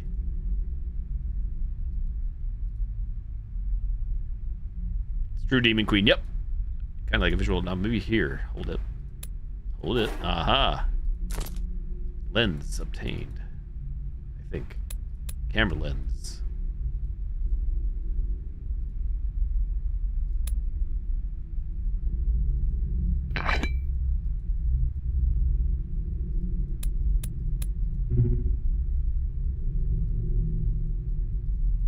Lens installed. Should I remove the battery? Remove it.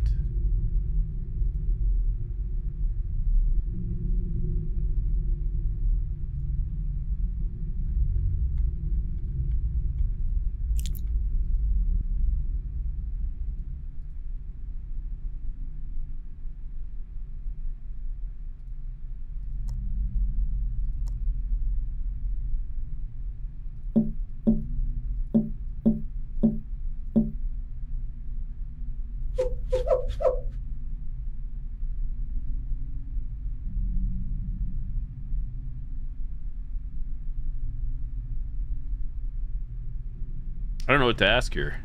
What word to form? Thoughts? I'm looking at the letters here. There's not many options, but I make the word brace. I don't think brace is gonna help though.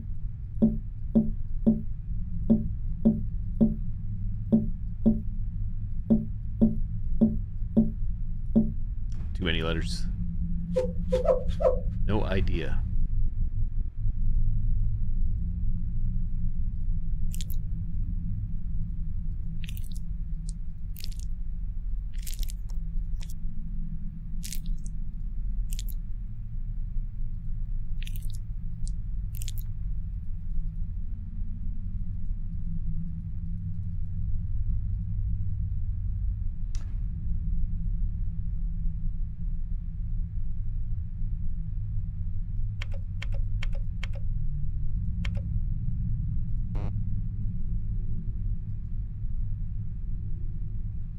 think we have to figure out this word. I don't know what the word is, though. Bird is the word. Could be something else to click on that I'm failing to see. The environment.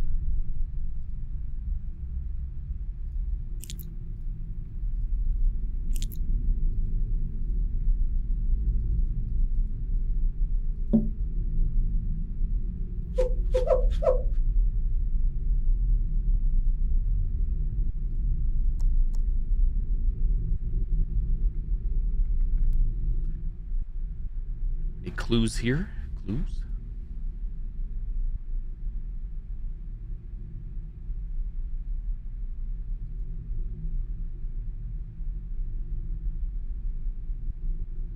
Nothing.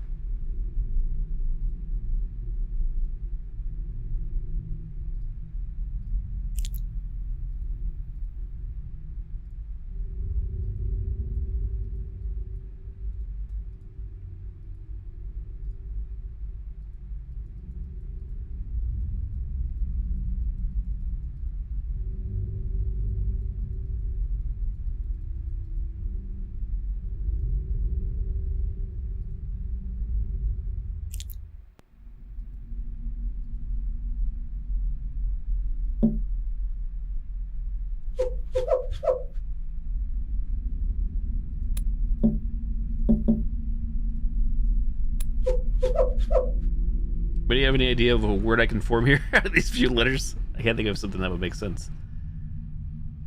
Can't make break.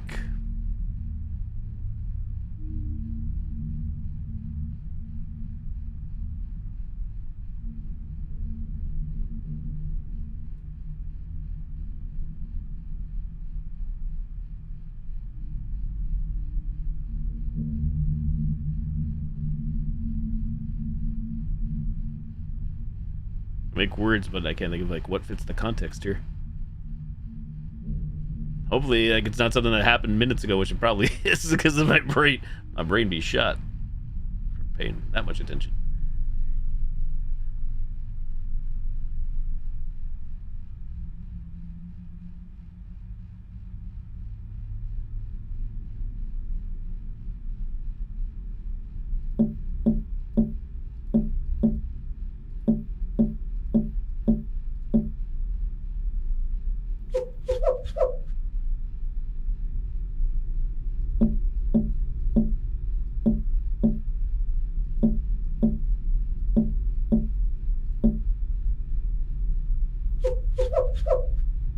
But yeah, I need hope.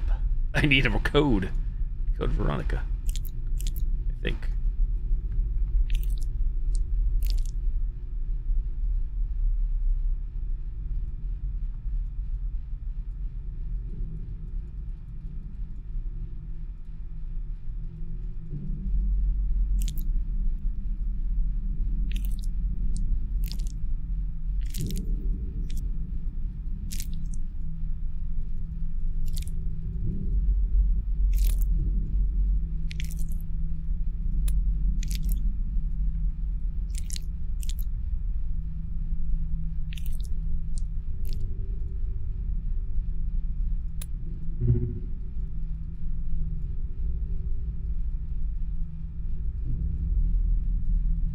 One letter at a time.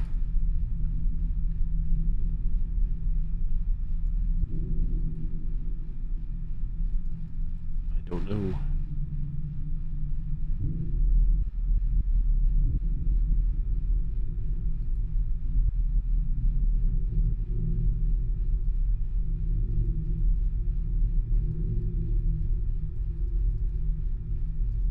I feel like I'm failing to click on something. I don't think they expect me to know this right now, but I don't know.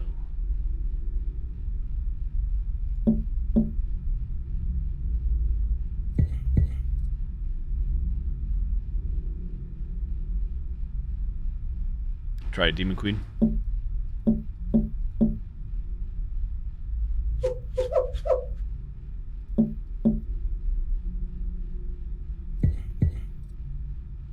Trying to twist off the head, so that, which we've done, I think.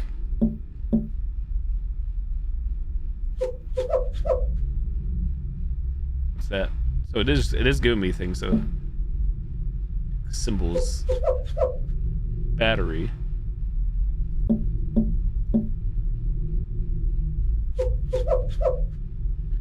Quest, quest. Oh, is that the word? Thank you, Demon Queen. I think you're right. I think you got it. I was putting too much thought into it, I think. Quest. Confirm. There it is. Nice. GG. Change head, form, hold, move. Peepo puzzle.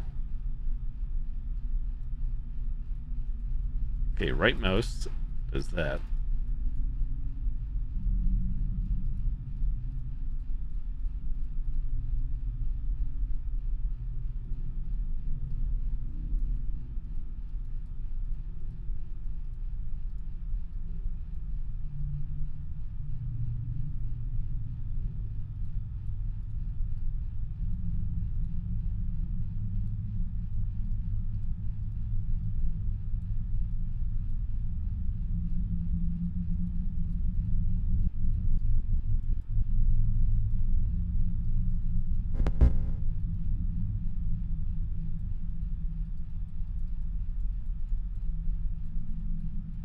Is there not a third wire? Am I imagining things?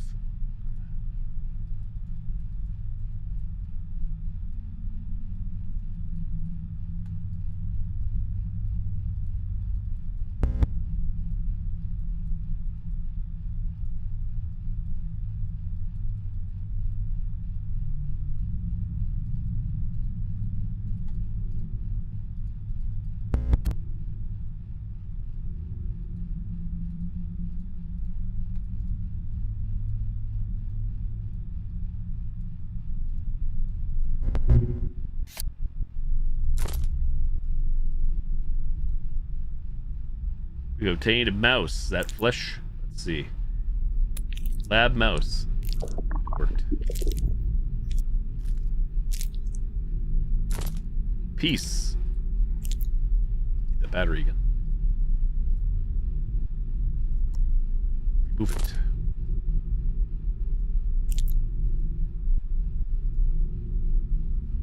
Been a while since you played a puzzle horror game. Plug that in. Wait, did I not grab the battery? There it is.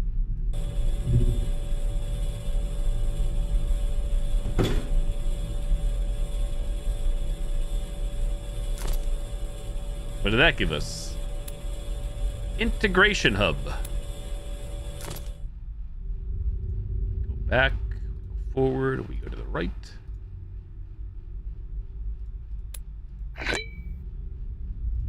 There we go.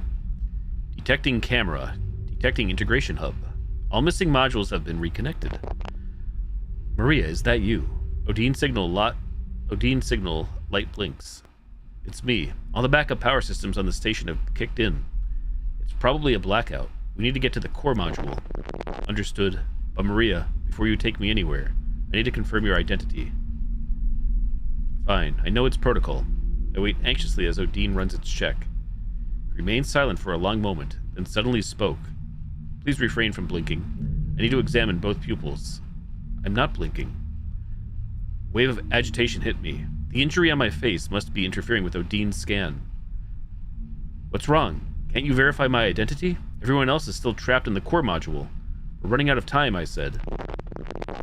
All right, stay calm for now, Odin replied, its signal light pulsing with infuriating calmness. Do you remember what we discussed 3 hours ago? Project, child, Jupiter. We didn't discuss anything. Project. Correct. We talked about the project. I believe you are Maria. His voice sounds slightly more cheerful. Thanks. My emotions are a tangled mess. First, we need to head to the airlock. Yvonne is still locked out. No problem. I can open all non-standardly sealed hatches. With that, Odin attaches itself to my suit.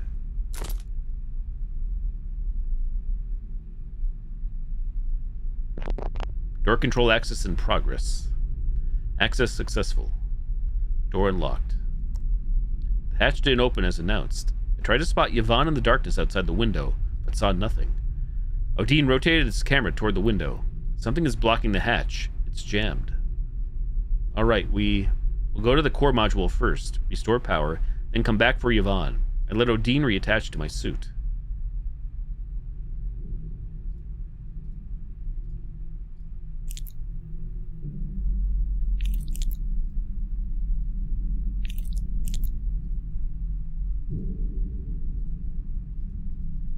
Which way does the train go?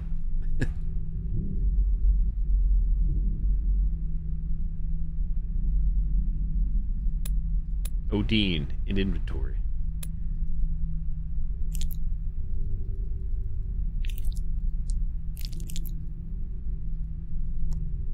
Black substance number 3 has been logged at the workbench. What?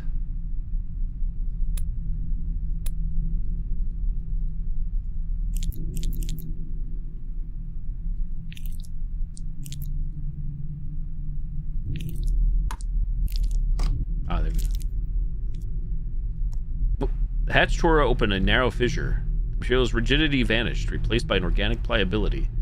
Innumerable fine textures rippled outward from the fissure like clashing waves, finally coalescing into a presence that communicated through sight alone. It has no mouth, no vocal organs, yet the sound of its breath fills the room as naturally as light. What are you? Where did you come from? What are you doing? What are you? The surrounding bulkheads groaned with a dull, squirming sound. They seemed to be straining to perform acts of vitality, as if to prove one thing. I am inside its body. The sound ceased once the understanding settled within me. Where did you come from?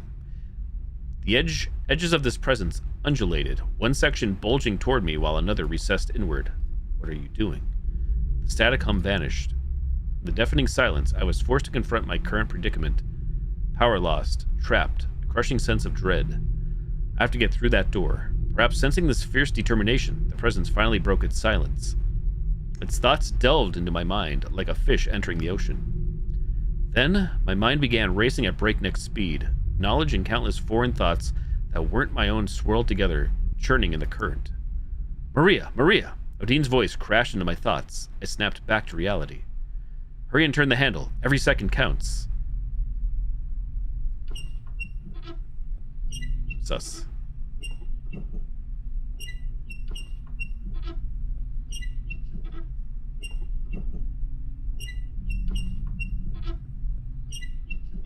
Give me a piece.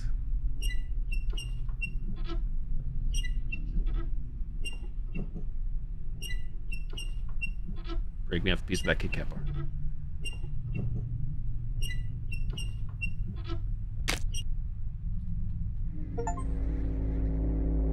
Body torn. Who was it? Achievement.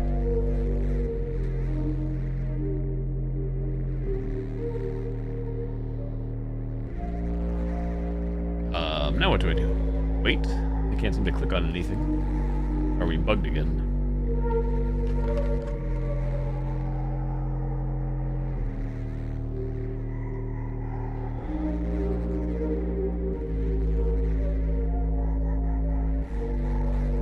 Hand icon changes there.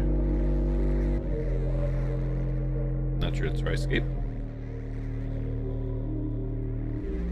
Got nothing in my box.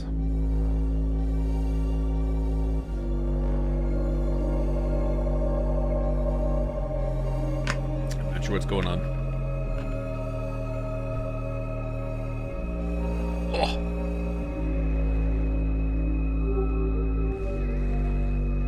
Pressing E.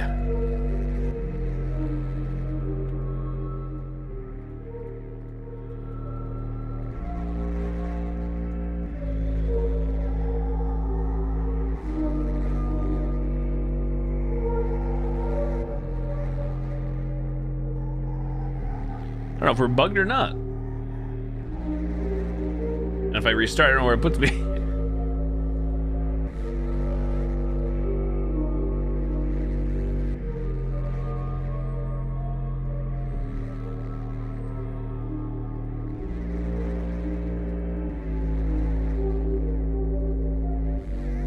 Seems like we might be for some reason. I don't know what's supposed to happen here.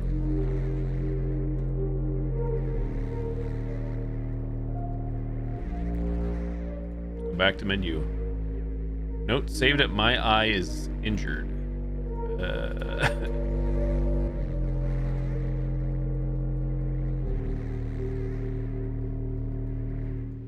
Somebody has an idea. I don't see anything on my screen, so I guess we'll just do it. Back to menu. Prage.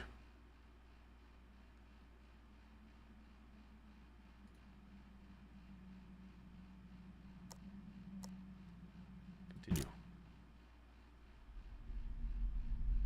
Okay, do it all over again? I know it did say it. I wasn't exactly sure where it saved, but here we are.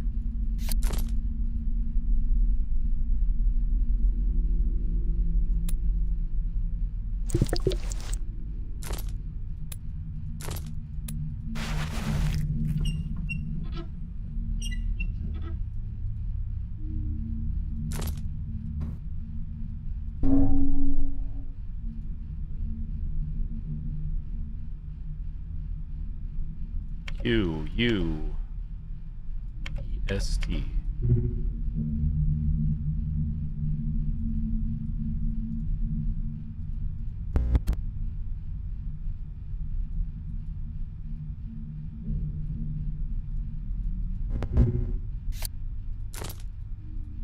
Mouse.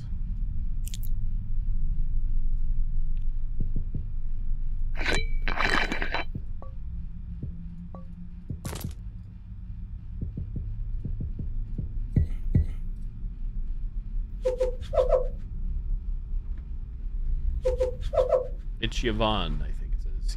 Use something. Use Morse code.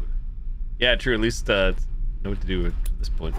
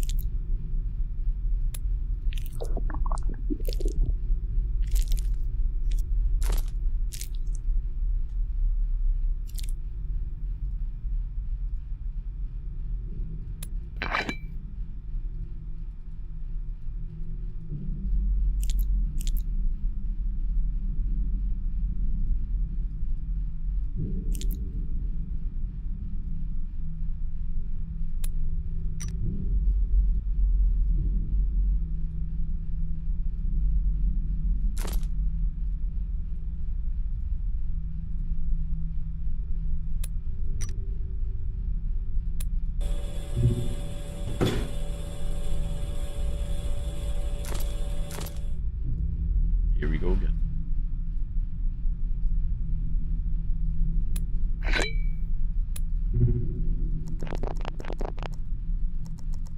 Stand through.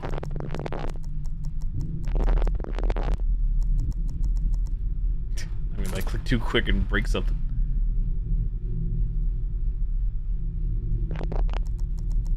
Pardon me.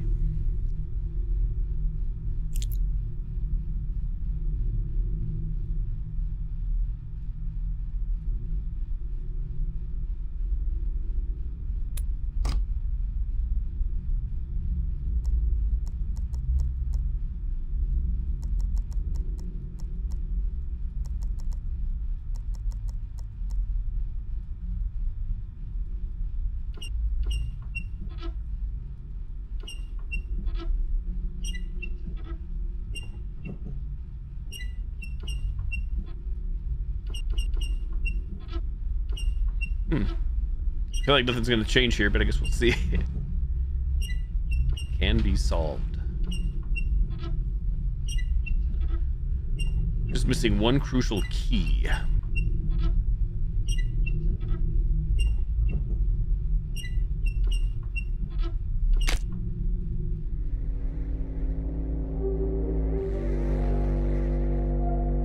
Oh no, okay, something weird did happen there.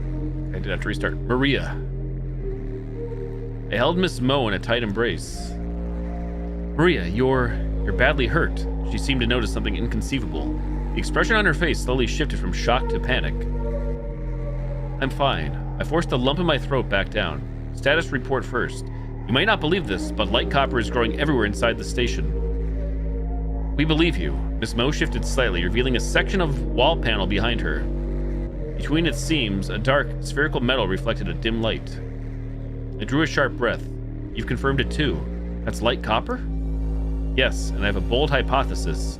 Miss Mo looked at me gravely.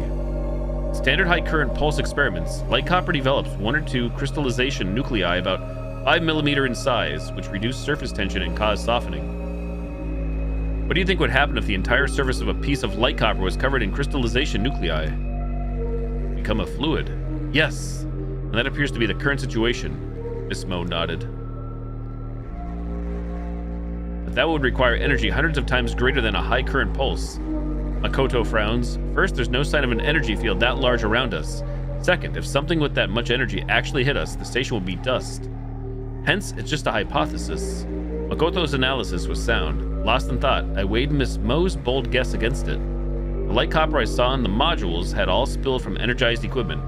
Even if there were a mysterious high current source, I doubt it would have precisely targeted just those specific areas. Those areas did share one commonality. Rarely used, never lost power, exposed to space. Exposed to space? For all in outer space? That's not the key point. The refrigerator, the animal habitat, thermokinetic generator. These devices have been running continuously. Day after day, year after year. The energy must have long since reached levels many times greater than a high current pulse. I rubbed the bridge of my nose. Suddenly, the air filled with a low hum and the thought surged again. What if we supplied an equivalent current to light copper, but gradually in small increments? Could that also generate crystallization nuclei? I recalled the experiment in our project that we never fully carried out. That would be an excruciatingly long process. No lab has the time or funding for that. Oh, Miss Mo stared at me, her expression tightening. The station is that long process, I said. So you're saying the wiring in the station has already absorbed so much current it's covered in crystallization nuclei? Makoto asked. I met his gaze and nodded. Then, Makoto took a deep breath. The infrastructure on Earth built with light copper. We have to get this information to the ground. My eyes held an absolute resolve. The high-speed conduit had shortened the time for thought. What our project truly needed was time. Odin, is there a way? I apologize. The backup power alone is insufficient to transmit a satellite message back to Earth. The atmosphere turned ice cold. We can take the escape pod to the Mars base, Miss Mo exclaimed, smacking her forehead. We can plan our next move from there. The escape pod was near the hatch. Yvonne, I quickly asked Odin to check the hatch status. No biological signatures at the hatch. The escape pod is gone. What? The three of us spoke in unison. Yvonne took the escape pod. I felt my right eye begin to burn as well. Voices screamed in my mind, one shouting, "Impossible!" Another one crying, "What do we do now?" Then a third, white-hot with fury, cursing the cruel indifference of Yvonne. God. Oh no, Miss Mo shrieked, nearly fainting. 12 hours, the station's orbit will bring it back to the Mars base. If we can hold on that long. Before Makoto could finish, Miss Mo cut him off, her voice shrill. We can't let the station return. The liquefied light copper will be drawn into the base. It'll consume everything that generates a magnetic field. All color drained from our faces.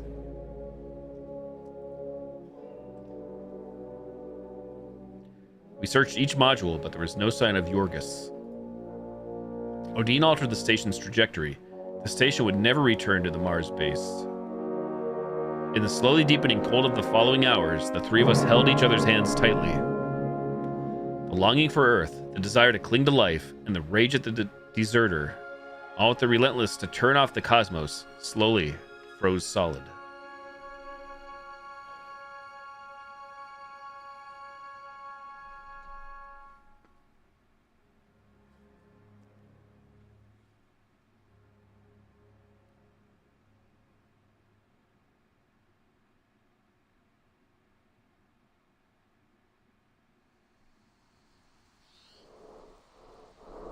The dark shell of the cosmos slowly melted away and daylight returned. But it kept shifting, convulsing between blinding, painful light and a murky haze, its form impossible to grasp. That's when you realized you were holding something in your hand. It was a piece of metal, warm and damp. A wave of intense dizziness hit you. You couldn't open your eyes, no matter how hard you tried. Ben! Ben! Mother. I am not your mother. The man speaking wore glasses, his face gaunt, looking somewhat listless. Kingsley. Kingsley. The name surfaced in your mind before understanding could catch up. Who is Kingsley?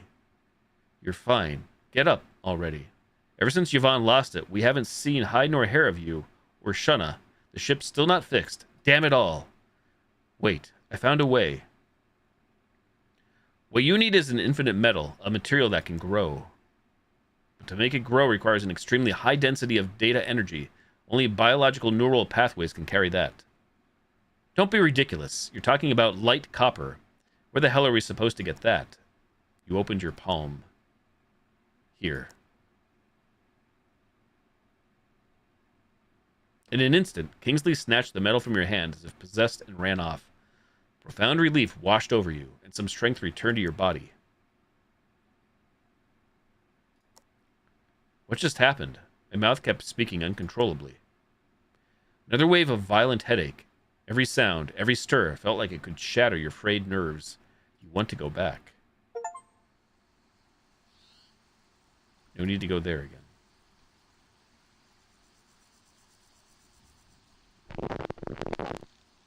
Maria, not that again. You know what? The translation in chapter 13 about the field is wrong. How could cockspur and wheat possibly grow in the same place? Black substance number 5 has been logged at the workbench. Cockspur. Dickspur.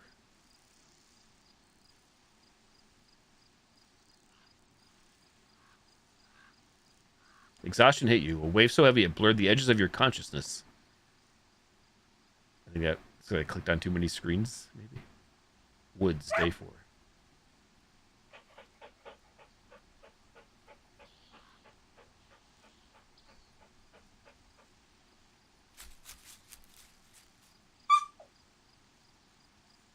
Num Num?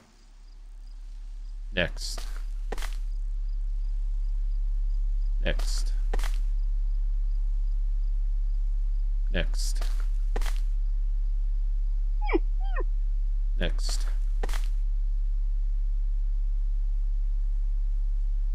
Oh, no. Don't touch my materials.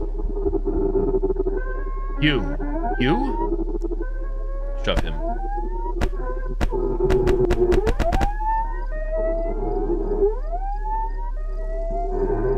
Just as you were about to lose consciousness, his grip on your throat loosened. You shoved Kingsley away with all your might. He stumbled back. Seizing the chance, you scooped up Num Num. Kingsley stood up, watching you from a distance, motionless.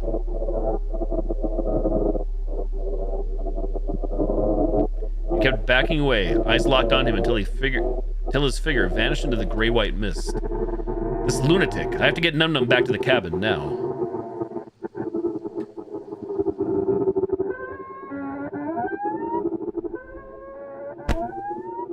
You collided with the tall, solid figure, the impact sending a dizzying jolt through you. You immediately checked Num Num in your arms. Who did this? His hands gripped your shoulders, his bloodshot eyes locked on Num Num, fingers digging deep enough to bruise. Kingsley. Damn him. Damn him. I'll kill him. Jezen bent down, placed a kiss on Num Num, then sprinted off in the direction you'd come from.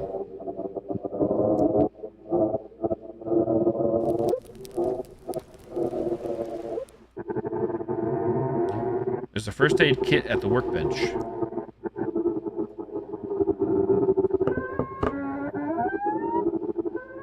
You carefully placed Num Num on the workbench. A feeling of frantic helplessness burned inside you like wildfire, scorching your soul, blistering it from within. Do something. Right. Suture the wound.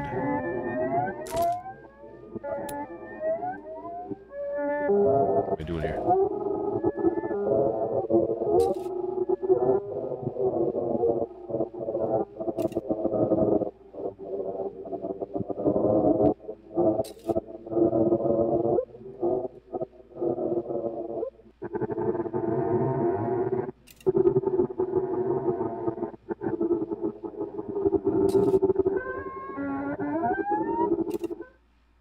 It worked. Num Num was saved.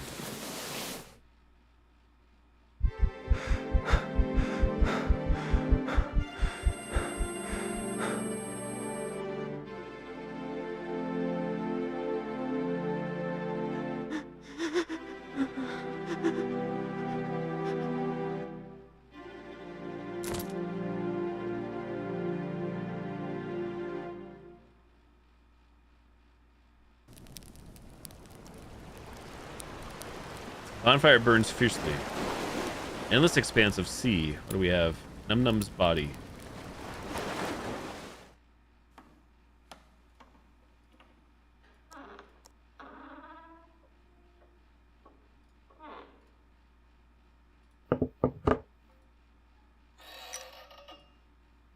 The edge of the metal casing is fused to patches of soft, elastic material.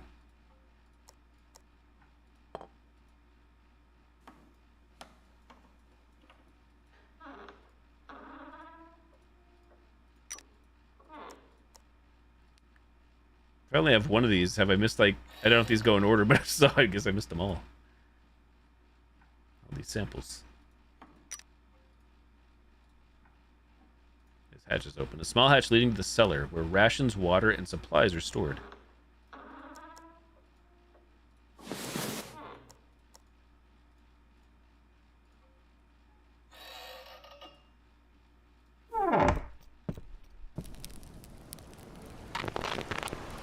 If I ever make it back to Earth, I'll kill that traitor. Black substance number 4 has been logged at the workbench. Okay. Going back.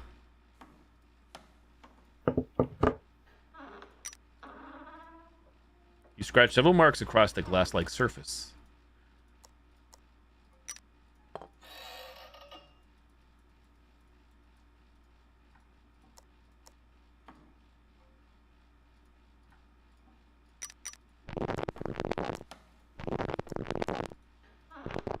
Maria, not that again. Okay, tells you what it said before.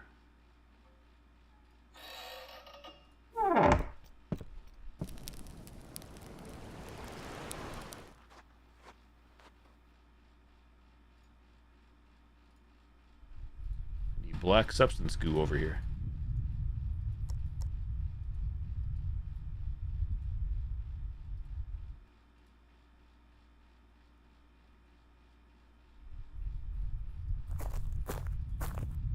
The side of the field is unsettling. The seedlings hang crooked and limp. The tip of each one dangles a shriveled, misshapen fruit. The bad seeds steal nutrients from the good ones, and in the end, none of them survive. Why does this land reject bad seeds so completely? A dry rustling of leaves. You leave the field behind. If I go back again. I'm breaking the game. I need to find a quiet place for Num Num to rest. For a long while, you have no idea where to go or what you're supposed to do. Hey, I'm just clicking around trying to find the goo. The black goo!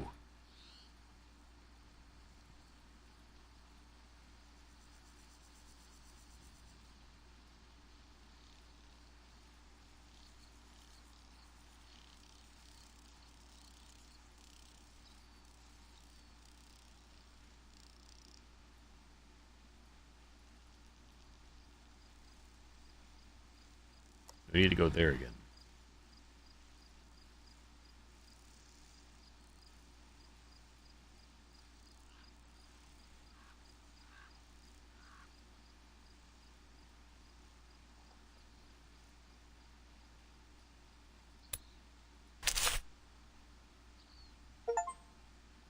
Farewell, laid Num Num to rest.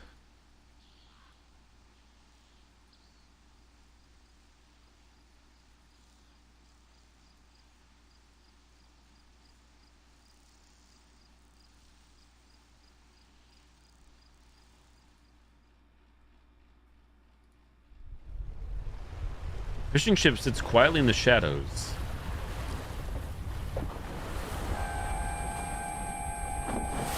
You've been noticed. The space has become aware of you. Do not be noticed. I can hide. I can slip through when it's not looking. After it appears, you have a brief window to hide before it spots you. When you're at a hiding spot, the icon changes. Hiding spots in different positions can block each other's line of sight.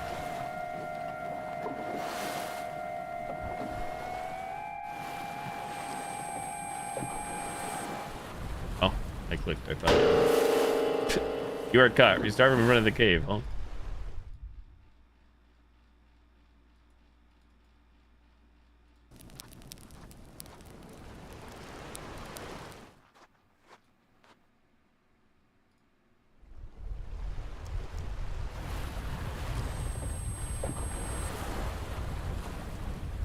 I'm clicking on the boxes. Is that not what we're doing? Hello? Door is gone now. Oh, wait. What the heck are we doing here? That's just a high. I understand. We just holding the house over?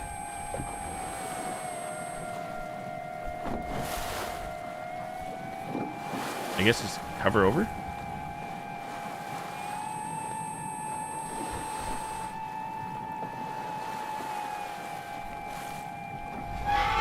Okay, that worked. I understand it now.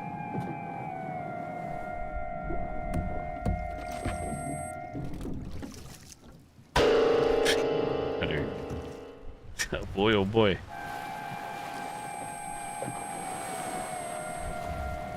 I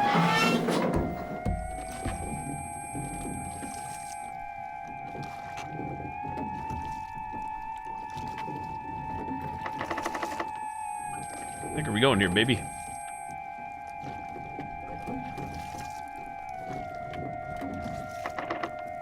Don't have a clue. Where are we going?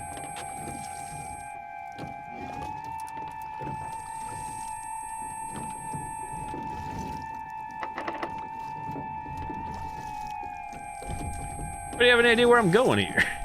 Trying the door. Nothing. Oh, there's a hatch. There we go. Where am I hiding? Why are the checkpoints in weird spots? How dare you?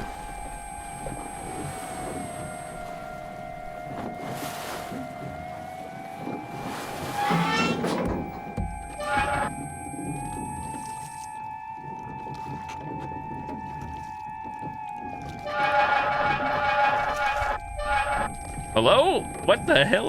That one's not working now. Probably. I was able to spam click before. I don't understand. Worked previously.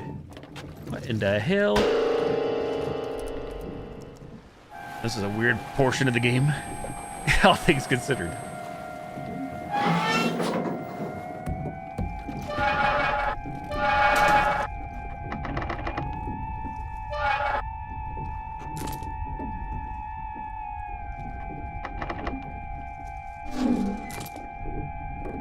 Flashlight. Engine room key.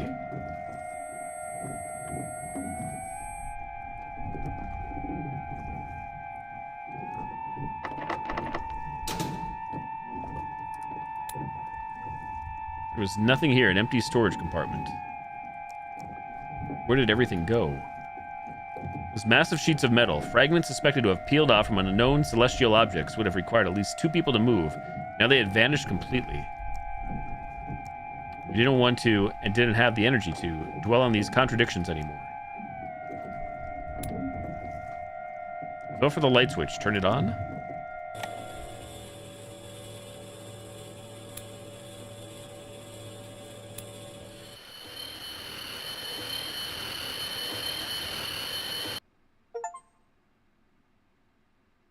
You're infected too. You are caught. Now here we go again. Ah, shit. Here we go again.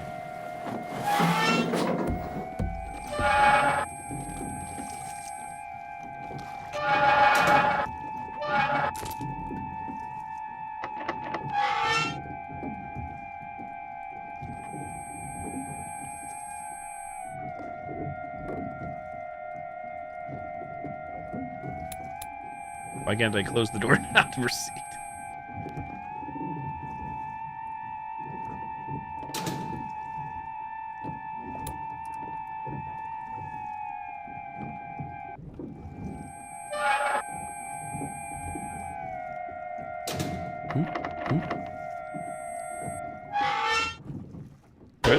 Wait, I was on the other side. Hello? Where the hell's the key?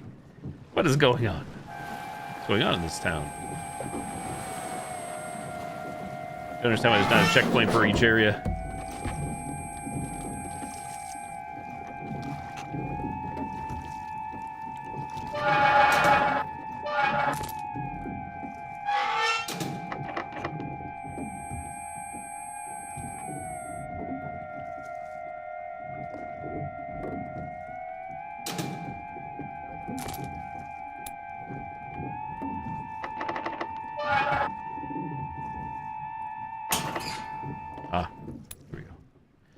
When you stepped into the room, a wave of damp, acrid stench assaulted your senses. You moved cautiously inward, your boots making soft, sucking sounds on the sticky floor. Glug, glug, glug. A series of faint bubbling noises came from ahead. Your heart hammered against your ribs. Bile rose in your throat. You forced your eyes to focus, to find the source. In the darkness, a weak light pulsed intermittently, flickering like a dying candle flame. You finally saw it. It was an eye. The subtle bubbling sound was the noise of air being trapped and bursting between the wet flesh surrounding the eye and the cold metal surface of the machine it was attached to. Beside it, sprawled on the floor, was the body of a gunshot wound through the heart. Then, an organ embedded in the metal called your name. You couldn't make a sound. An immense force clamped down on your head and neck, forcing you to stare, unblinking, at it. A torture. For why would God punish an innocent person? Save me. Suddenly, you understood. None of this was real.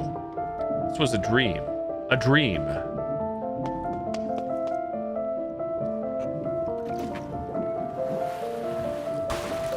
You collapsed into seawater. You longed for warmth. You remembered your mother's words. Go to the warm place. Vivid memories danced across your retina as you pondered the exact moment your life shattered. Traitor. Find the traitor.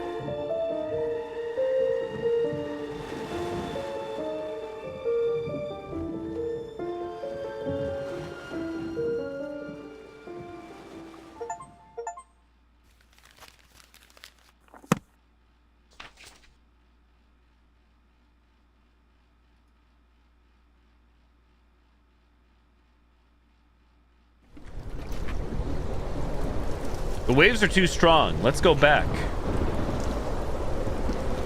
Ah. Meg, no. Hey, Jibbo, how goes it? Another story. Witness the final tale. I plunge into the sea, the final step of a very long plan. The plan is dangerous. One mistake, and I'm dead. But death would still be better than failure. I open the valve on my diving suit's buoyancy bladder and let myself sink. Soon enough, I find the cable I left earlier as a marker. The storm has turned the water violent. Even 10 meters down, the current is brutal. Behind me, the water twists into a dark vortex, tearing out my muscles. I'm reaching my limit, but the cave entrance is right there. Bubbles drift past my eyes, each one reflecting a moment when I almost died. Right, I can't stop now. Find something to grab onto. Spacebar.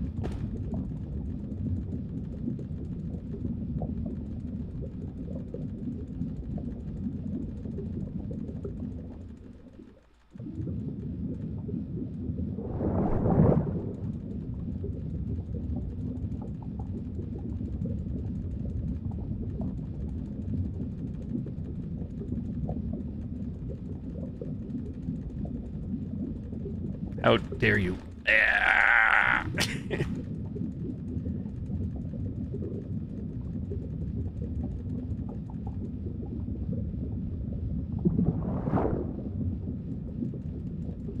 How many more times do I do this?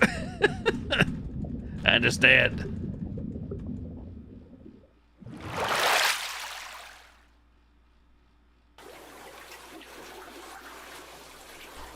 How many days was I out? I mustered every ounce of strength to haul myself out of the water pool. Hello again, secret base. I bandaged my wound and scrounged for something to eat. Rations were nearly depleted. Had to borrow some from the investigator's cabin. Check the date. They should have headed back by now. While the cabin usually kept supplies, considering no one would ever come to this island again, they might have taken everything. Had to take the chance. Busy day replaced dead monitor. Oh, dang. Busy workday, then replaying a game you're considering recommending. Oh, really? Tsunami vibes. First, solve the food problem. Where's the food problem? I'm working. I'm trying to figure out where the food problem is. In here. Proceed. Proceed. Proceed.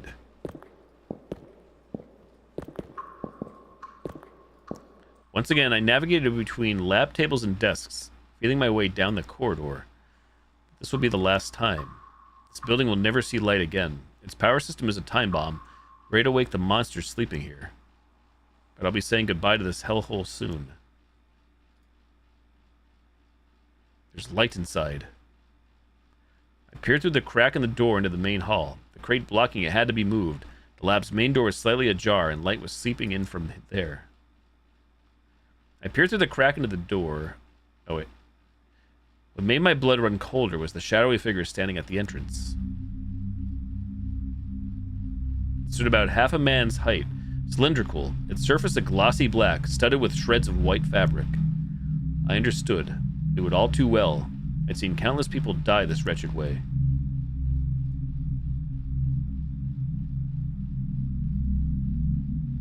A piece of paper was lodged in the tissue. Astonishingly, the note's conjectures about light copper were largely correct.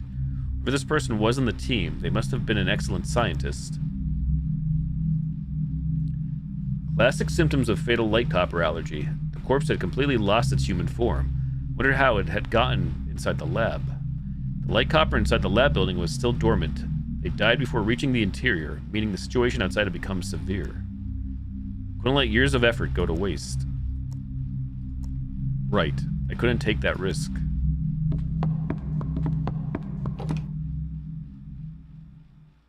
Exhausted, I leaned against the wall, ticking off the tasks ahead. The bow searchlight still isn't installed. The mechanical arm on the right needs repairs. So does the sonar unit on top. Once those were done, I need to navigate the sub closer to the waters near the cabin and look for a chance to go ashore. I grab my tool bag, with the bolt cutter and scissors inside. Time to get to work.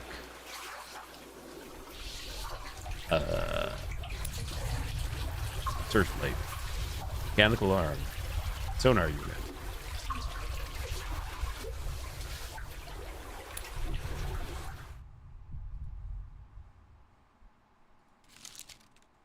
I will see you out 7 o'clock.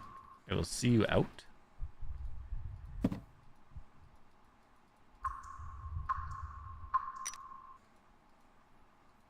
Brain times 1. Got none of those. New science.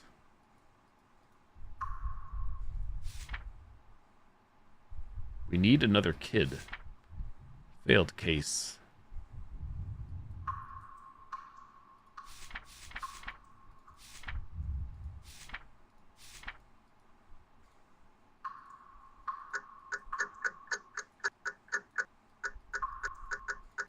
Pocket watch. The genius kid.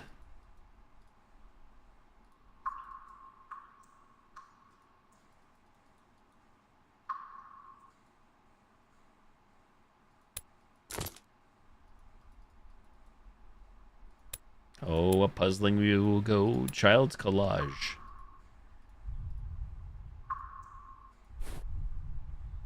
Oh, what's this? I didn't see this before.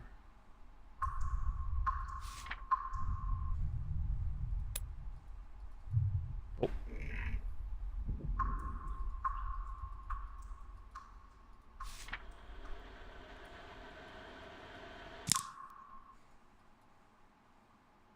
Wire cutter, bolt cutter.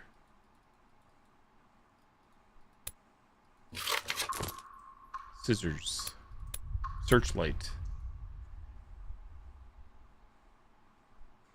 that 235? 235.15?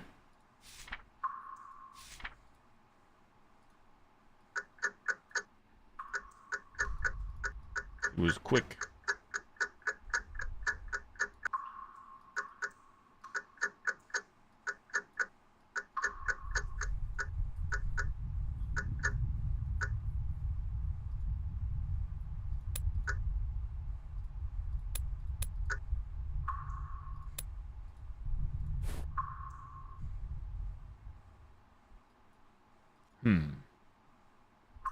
Failed case. Yeah, 235.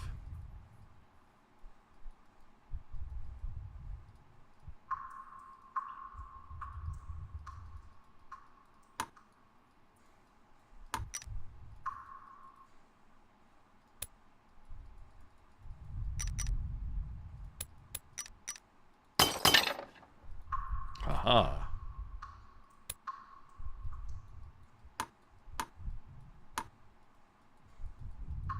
Okay. Now what? Brain times 1.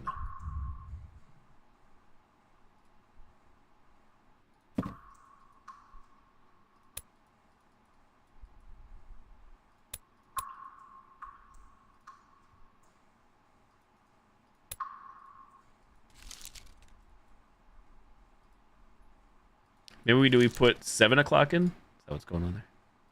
The clue. Mechanical arm. Sonar unit. Back to the watch.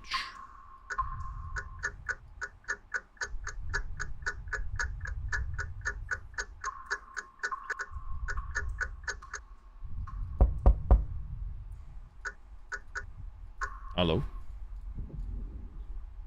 Oh. I set the camera timer and hurry to her side. Our shoulders pressed together. So, you're really leaving? I still wish you'd come with me, Meg. Her face shows determination and a hint of anger. Humanity's future needs me. I can barely meet her eyes. And what about humanity right now?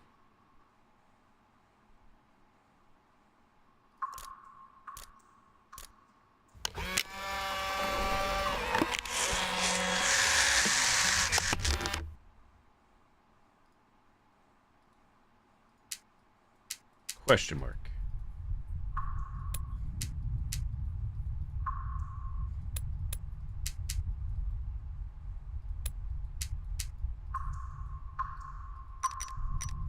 Screws. I don't have a screwdriver. I'm screwed.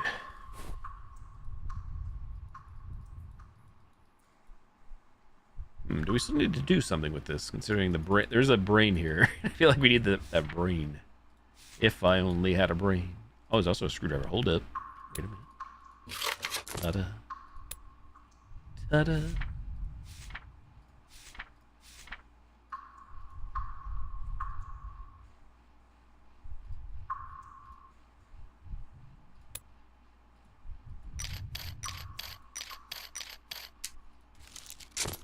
That gives us ruined photo.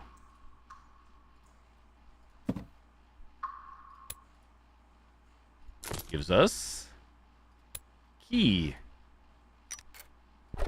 That gives us, I clicked too quick, sonar.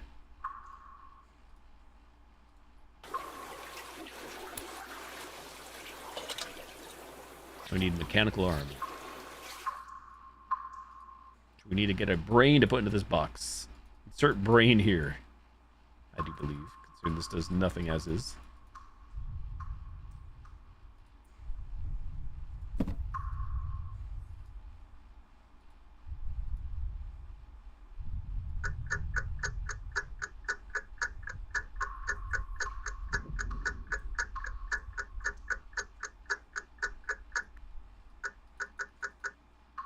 That's definitely 235, right? That can't be the solution because nothing has happened.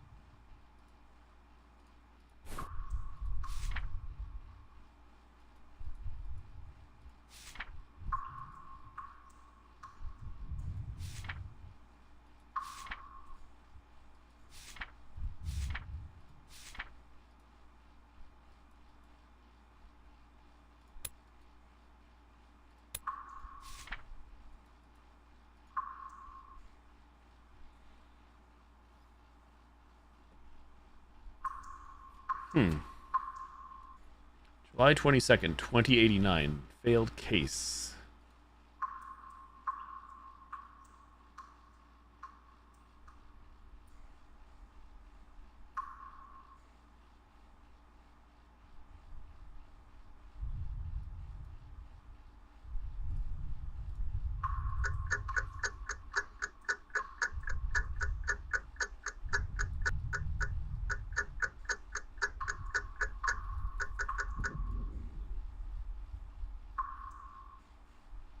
Sci-fi horrors at the top shelf. Nice, thanks. This one I'm playing here is brand spanking new. I had no clue what I was getting into. I didn't play a demo for this one. I'm enjoying it though, which is good. Good for me, anyways. Makes me happy. How the heck do I solve this one? I'm currently stumped. 2089, July 22nd, 2089. That to me looks like 235, like it says failed case. Then it shows a stopwatch, or like 15 minutes or something.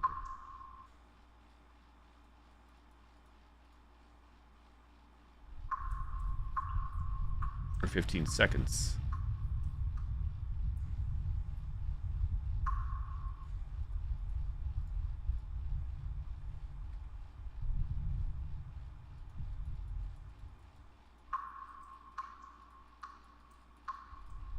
Need the brain.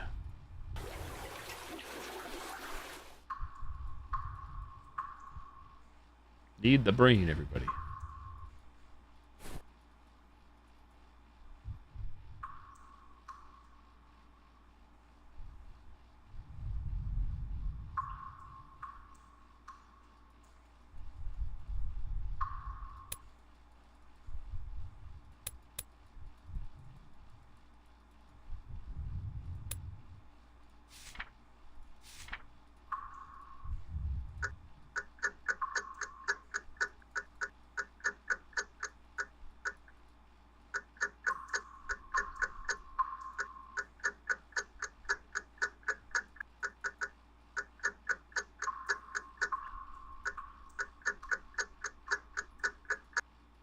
Now it's just me brute forcing because I don't understand this.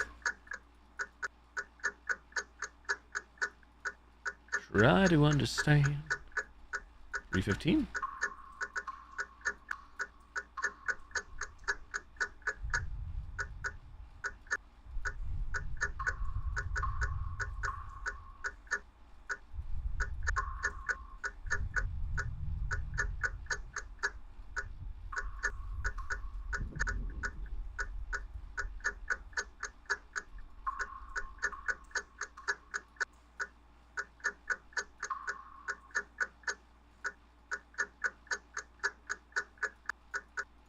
Anybody have an idea here? Is it just me?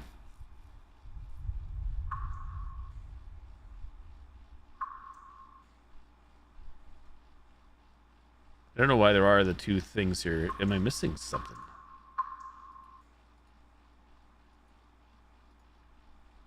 I tried it, Jibbo, and I never got into it. I refunded. That was when I refunded. I watched others play it though. Even though I liked the whole like design of the game, yeah, I didn't care for the gameplay loop.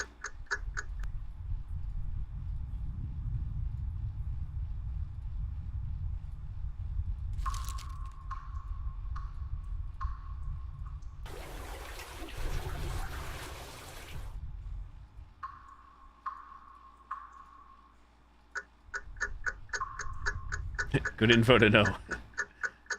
It's true. Yeah, I did play it around the time it came out. I gave it a try. I was like, eh.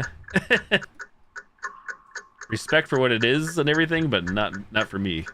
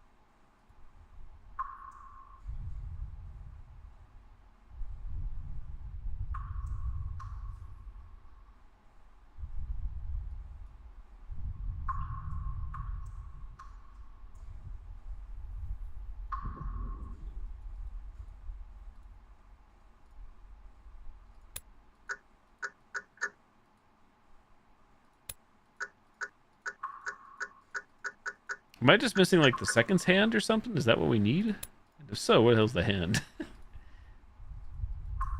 Where the hell is the hand?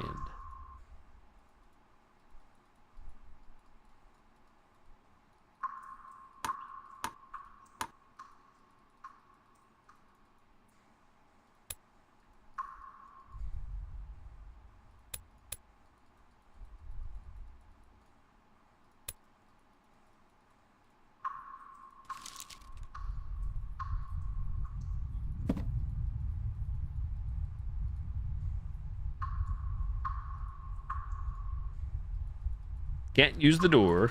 Can't click on the yellow poster.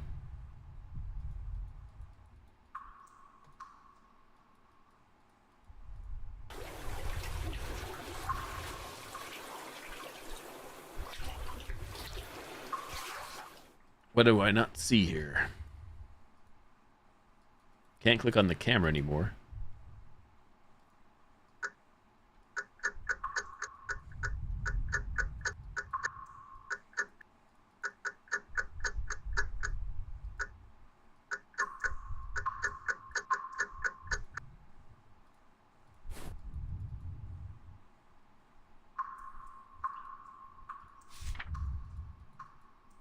So again, I still have, you guys can't see, I have a pair of scissors and I have the bolt cutters. Can I bolt cut this? Click on all the random things.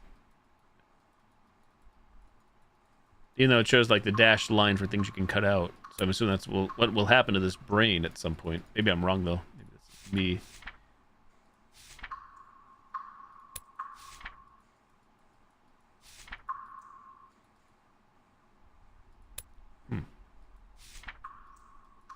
We got the screwdriver.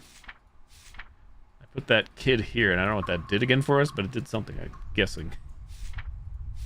Unless I'm missing something.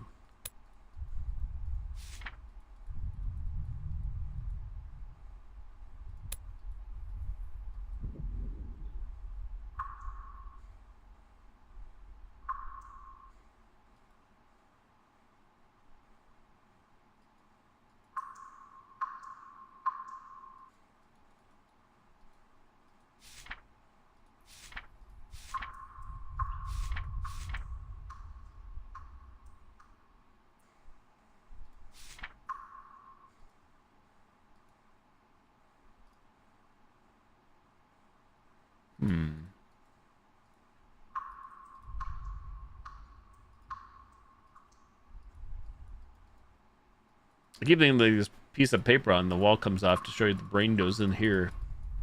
But I don't think it does.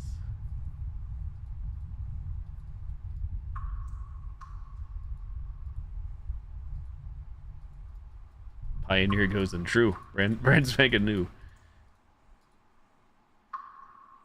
Any dev in the chat. I don't see any other object though. That's weird. Nowhere. Start hitting some buttons. Where to go from there that I could tell.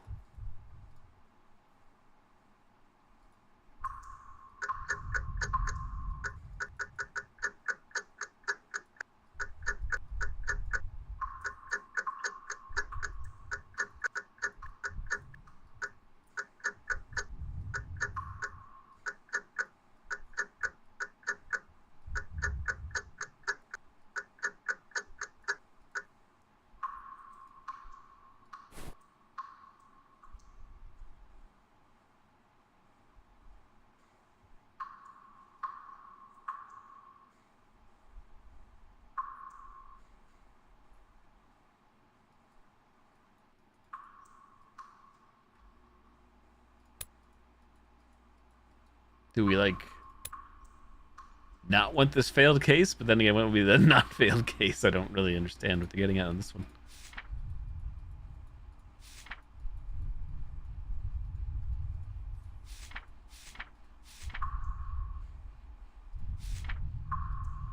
If the clicking seems erratic, it's not always me. I swear to you that.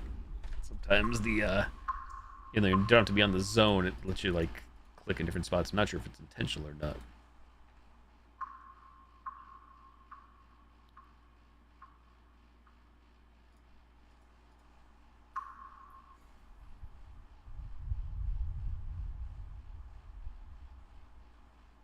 Wonder why it's like yellow here and here, like orange. You notice that?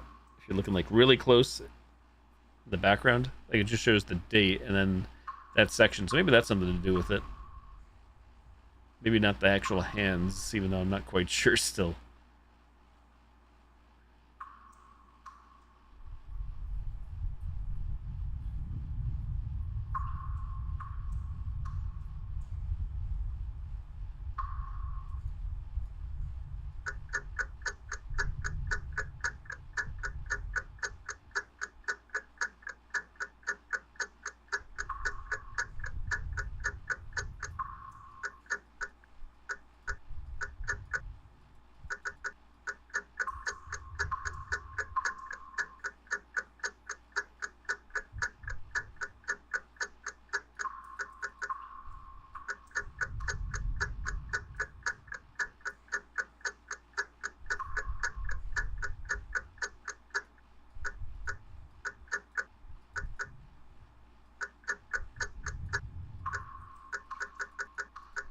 Here's hoping I'm not bugged, because that could also be the case.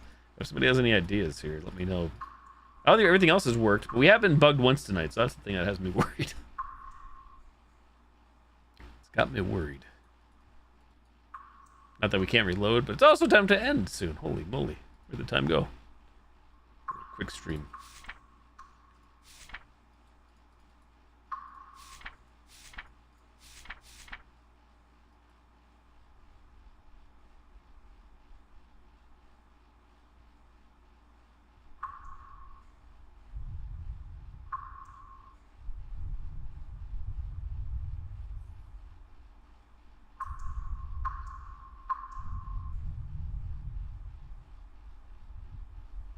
It does say minutes there, and that shows 15 to me.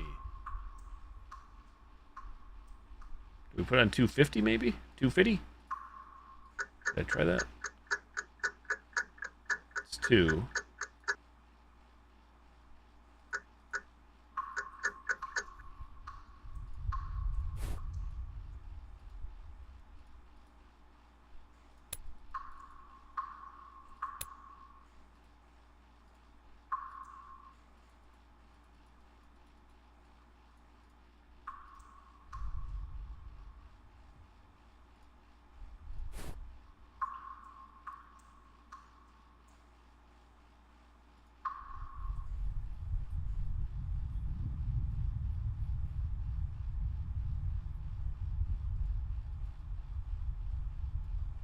No, it's not a demo. I didn't know there was a demo. I never played the demo if there was one.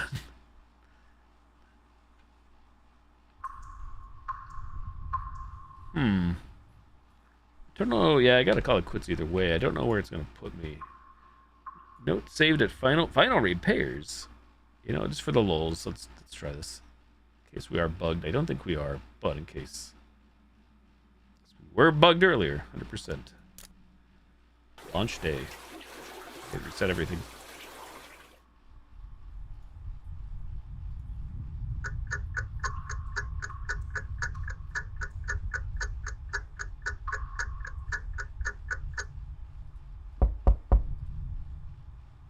That's the 7 o'clock.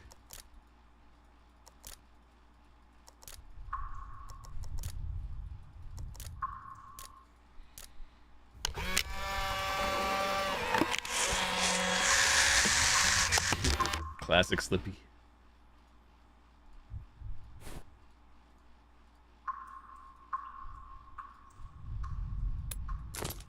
Cut you.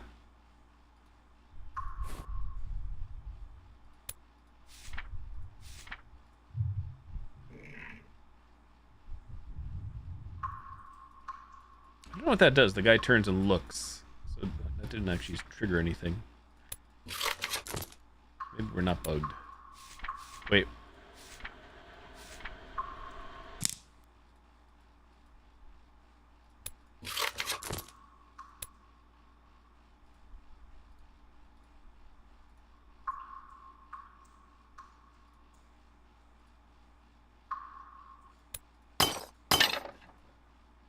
Bolt cutters.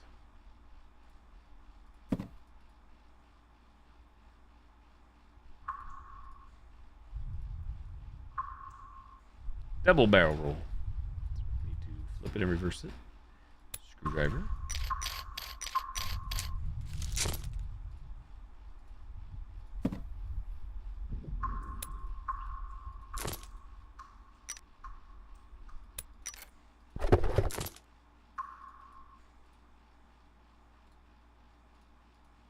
And we're back. Exactly where it was.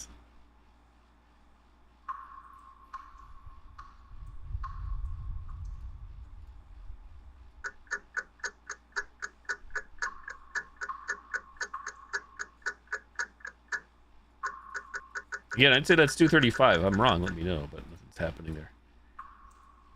My knowledge.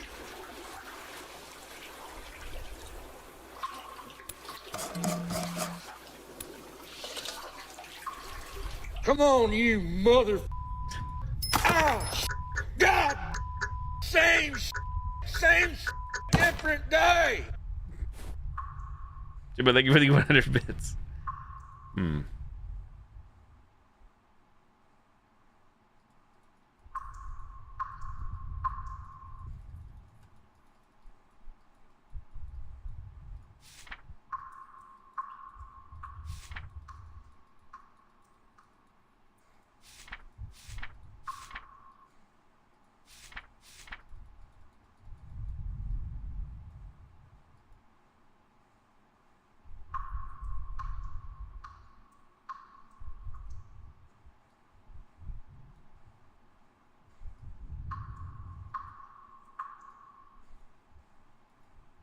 .35 p.m.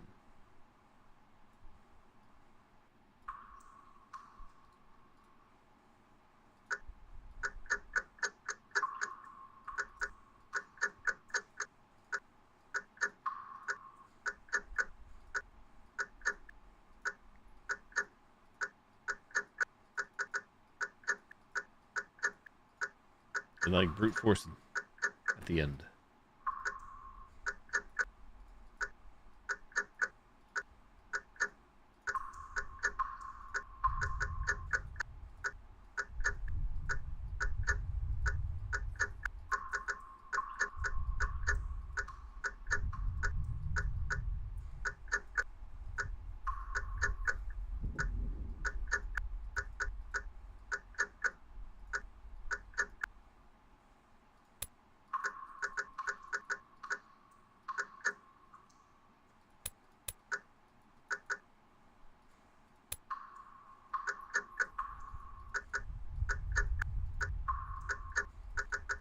I don't know.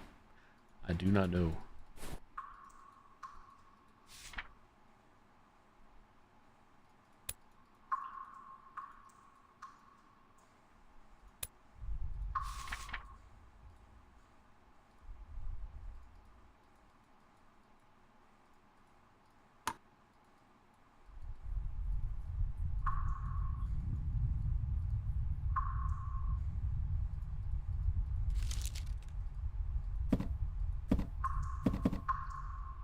What was that? That just... That's like tipped over now or something?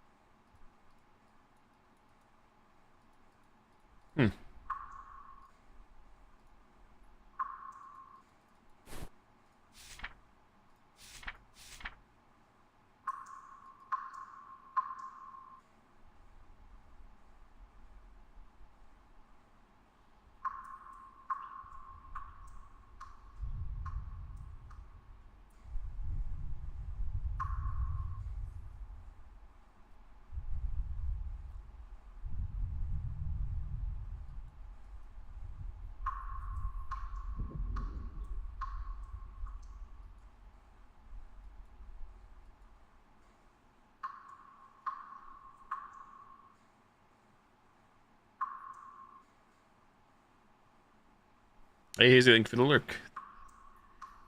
Do do do do do.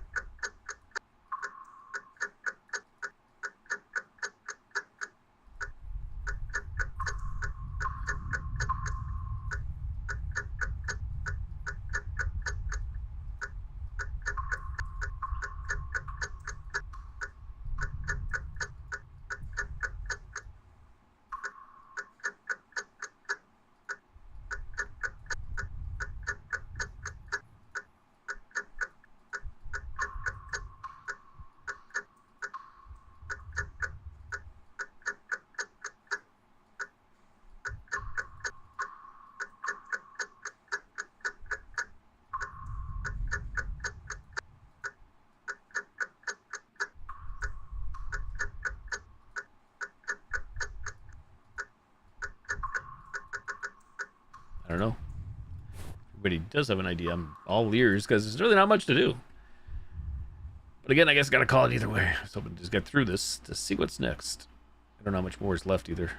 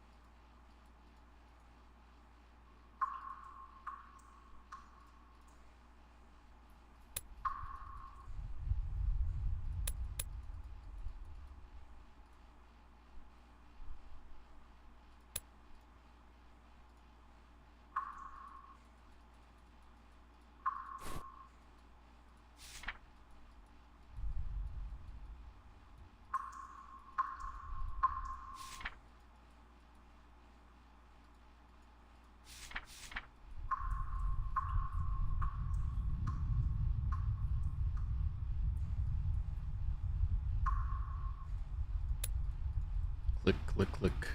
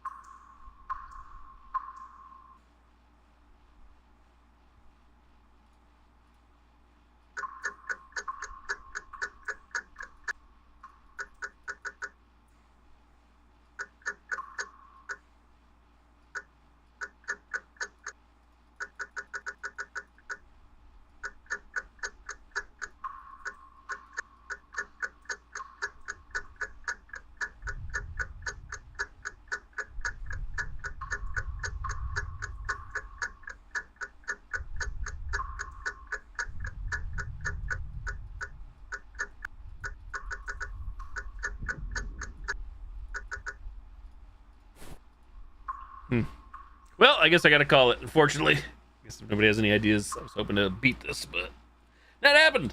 Another game on the backline. Someday we'll beat some games here. Someday. All right, everybody. Thank you for the follows, views, lurks, subs, resubs, good subs, host, raid, tips, bits, likes, memberships, super chats, super stickers, dangies, blurps. Thank I gotta go to bed again. Too many games. Not enough time, apparently. GG's. Thanks for the love and support.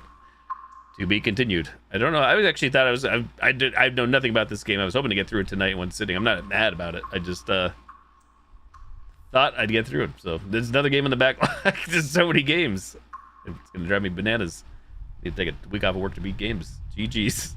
Have a great night. Take care, Jimbo. Take care, Jets. We'll be picking this up soon again, most likely. Along with the other games. Still not done. Night night. Bye bye. I love you guys. Thanks for watching. Thanks for hanging. Adios. Bye bye.